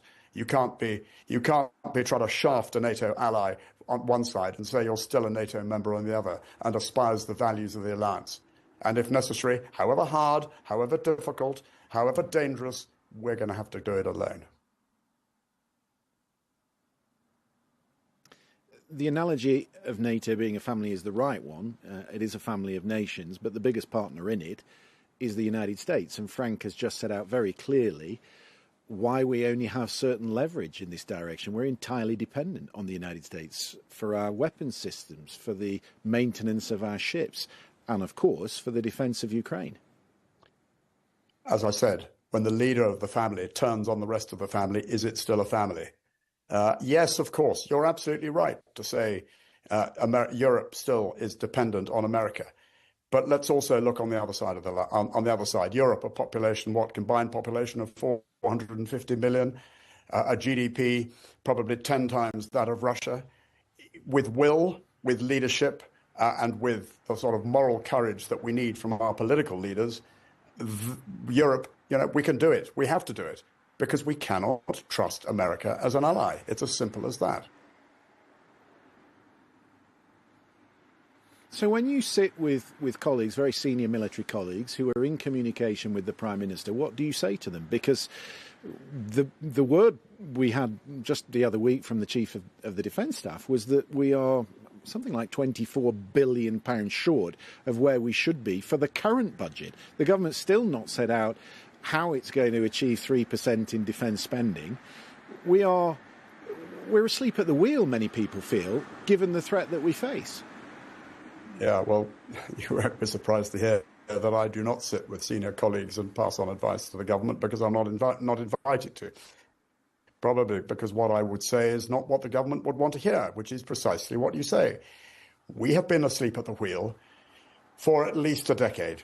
We've been asleep at the wheel since Russia launched its attack on Ukraine. Now, the war started in 2014. And in all of this, we should not forget that this is about, the end of the day, this is European security and that there's an existential war going on Europe's flank.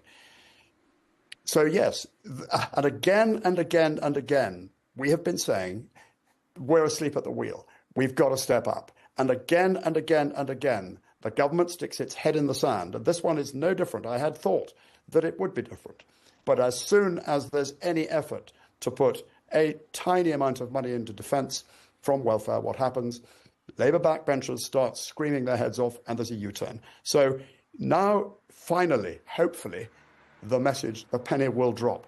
Until it drops, frankly, we're on a doom loop to goodness knows what. We'll be rather like a toboggan careering down the ski slopes at Davos without control. General Sir Richard Shove, grateful for your time today. Thank you very much. Thank you. Let's speak to Thomas Philipson, who was Vice Chairman and Acting Chairman of the White House Council of Economic Advisers under President Donald Trump.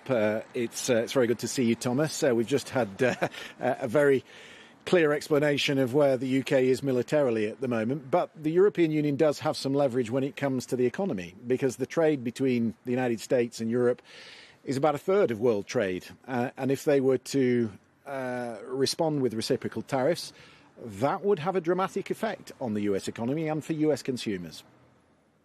Well, yes and no. US is much more self-sufficient than the many European countries when it comes to trade. So only about 12% of our, relative to our GDP, is imports.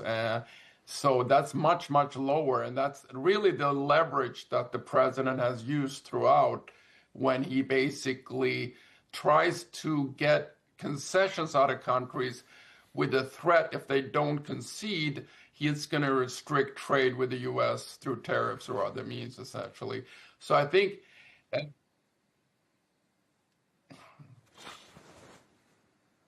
I heard someone else on the line.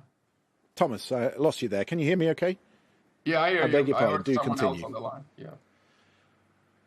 Yeah, so I think, what you saw in Davos and running up to Davos, I think is classic Trump negotiation strategy, which is he tries to create a lot of leverage before he goes into negotiation.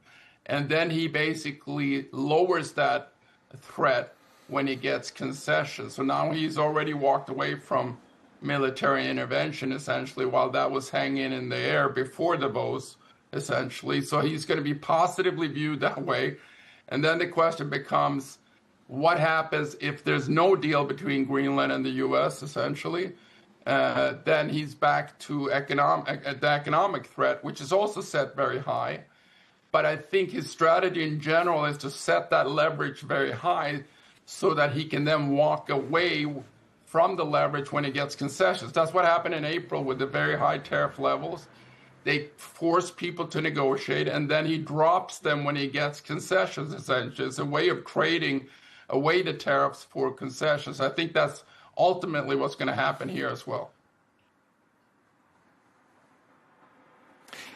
Yeah, well, he did threaten it in April, and what came of that was a trade agreement with the European Union, which was highly favourable to the United States side, which is now on hold and doesn't look like it will be ratified in the European Parliament anytime soon.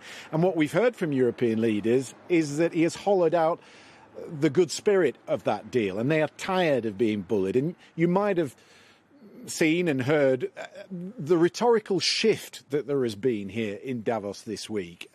So he may walk it back, and it would be very Trumpian to do that. But perhaps the damage has been done. Do you worry about what it's doing to the relationship? I don't know if, I mean, on national security issues, I would relate to other experts, but on the economic issues, on the economic strategy and basically get those issues enforced, I think he's been very, very successful in what he's doing, which is essentially before Trump, there was no negotiations whatsoever about opening up markets in Europe or anywhere else for that matter for U.S. companies. The president has always been of the opinion, correctly, that trade barriers, mainly non-tariff trade barriers in other countries, are treating U.S. companies a lot worse than we treat foreign companies in the U.S.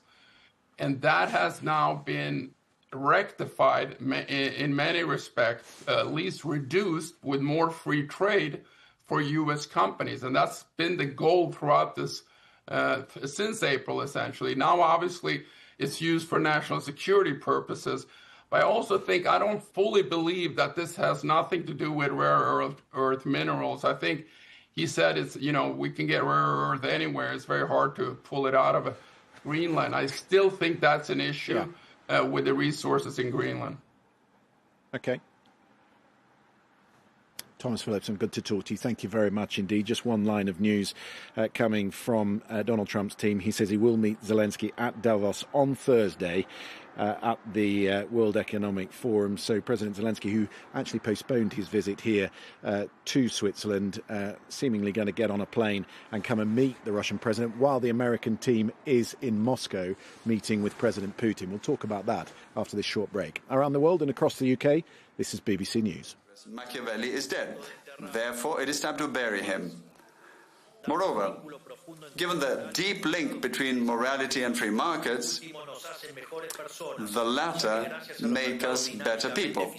Thanks to dynamically efficient markets, we can simultaneously achieve economic progress, defend private property, maintain peace, attain social harmony, and strengthen the social virtues that are indispensable for a prosperous society.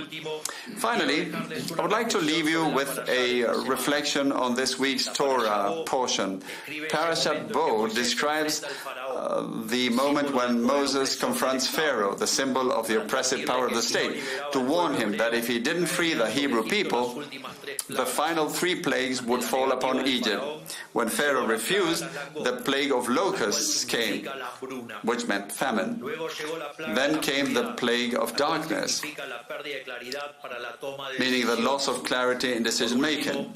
And finally, the plague of the death of the firstborn, which illustrates the fate of a society that denies liberty. The analogy with what is happening in the West today is crystal clear.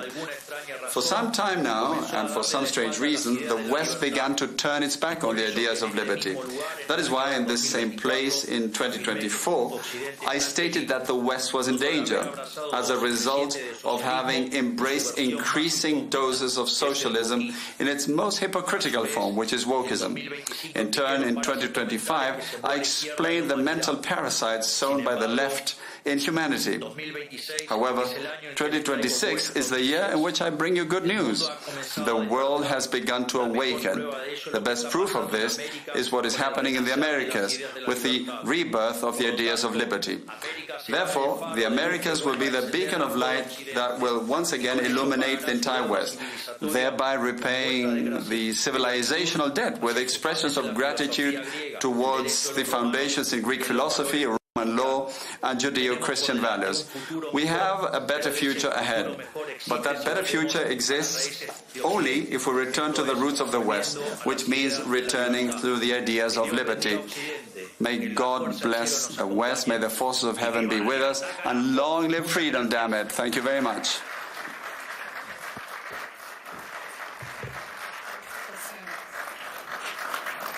Está filosófico. Y cumplí con el tiempo. ¿Por dónde está la escalera?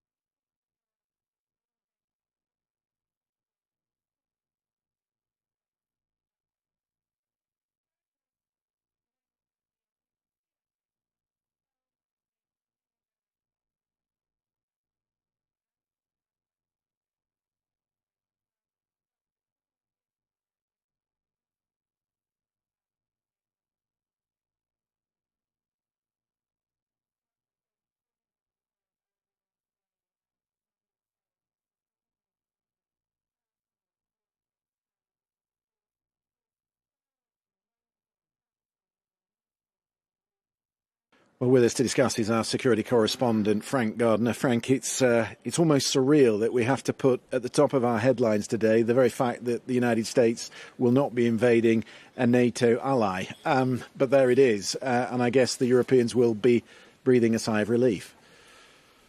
Well, yeah, but only a qualified sigh of relief because, remember, he's threatening economic tariffs, i.e. sanctions.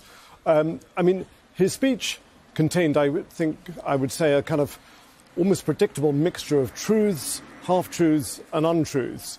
I mean, he's perfectly correct when he says that if the US decided to take Greenland by force, it would be unstoppable. And there's no question about that. I mean, the concept of Danish forces, tiny Denmark trying to fend off massive United States would be absurd and it would be irresistible.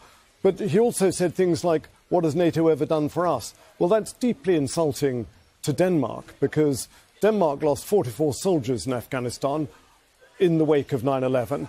The only time that NATO's Article 5 has been invoked was when the US got attacked on 9/11 in September 2001, and the whole of NATO came to its defence, and a large number of countries, including Denmark, deployed willingly to Afghanistan and Iraq to do the US bidding to help it fight the so-called war on terror under Operation Enduring Freedom in Afghanistan.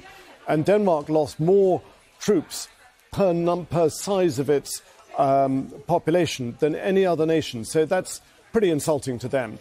The high watermark of danger, I think, has possibly passed for now. And I think the best that we can hope for is that Donald Trump possibly gets distracted by something else. Panama Canal, Mexico, Cuba, whatever is next in his sights, because he is primarily focused on that hemisphere. But certainly the statements he's been making leading up to the Davos summit have implied that he's not going to give up on this one. So, yes, it's great that he's not going to do it by force, but he clearly wants to punish those countries that are resisting him, including the United Kingdom, America's so-called closest ally. Yeah, Gary O'Donoghue, our colleague in Washington, was making the point earlier today that there's never a final chapter to many of the pronouncements that Donald Trump makes, and that's the way that he views this particular issue on Greenland. Do you think there's anything that the Europeans could do to placate him? There's always something. I mean, so far, the tactic of kind of flattery and blandishments has not really worked. I mean, there was that famous moment where Sir Keir Starmer, Britain's Prime Minister, produced that letter in the Oval Office saying, aha, here is an invitation from His Majesty the King for you to come and have a second state visit. So almost unprecedentedly, Donald Trump has been given a second state visit to Britain, and yet that hasn't spared Britain from the tariffs. So, the heat needs to be taken out of this. And I think it's a very difficult dilemma for Europe, this, because, I mean, to answer your question, more and more people are saying, well, the only way to deal with a bully, and that's what some people are characterising Donald Trump as, is to stand up to him, is to stand tall and firm. And in this case, you've got French President Emmanuel Macron and Chancellor Merz of Germany suggesting that economic tariffs could be exercised by Europe to the detriment of the United States. In other words, tit for tat, which is entering a very reluctant and damaging trade war. It's not good for anybody, this. But you know what? You're playing with fire here, because let's make no mistake, Europe and the UK still depend for a very large extent on the US for security, for intelligence, for military support. Britain's Trident missiles, for example, that carry the nuclear warheads, that carry Britain's continuous at-sea nuclear deterrent. Where are they serviced? They're serviced in Virginia, in the United States. So, if the US chose to cut that off, we'd be in trouble. We would no longer have a nuclear deterrent. The Five Eyes military or intelligence sharing spy alliance between the US, UK, Australia, New Zealand and Canada, the 5 Anglophone countries, by far the largest contributor to that is the United States, because it's got the massive signals intelligence of the National Security Agency. Lose that and you blind, to a large extent, those other 4 countries, including the UK.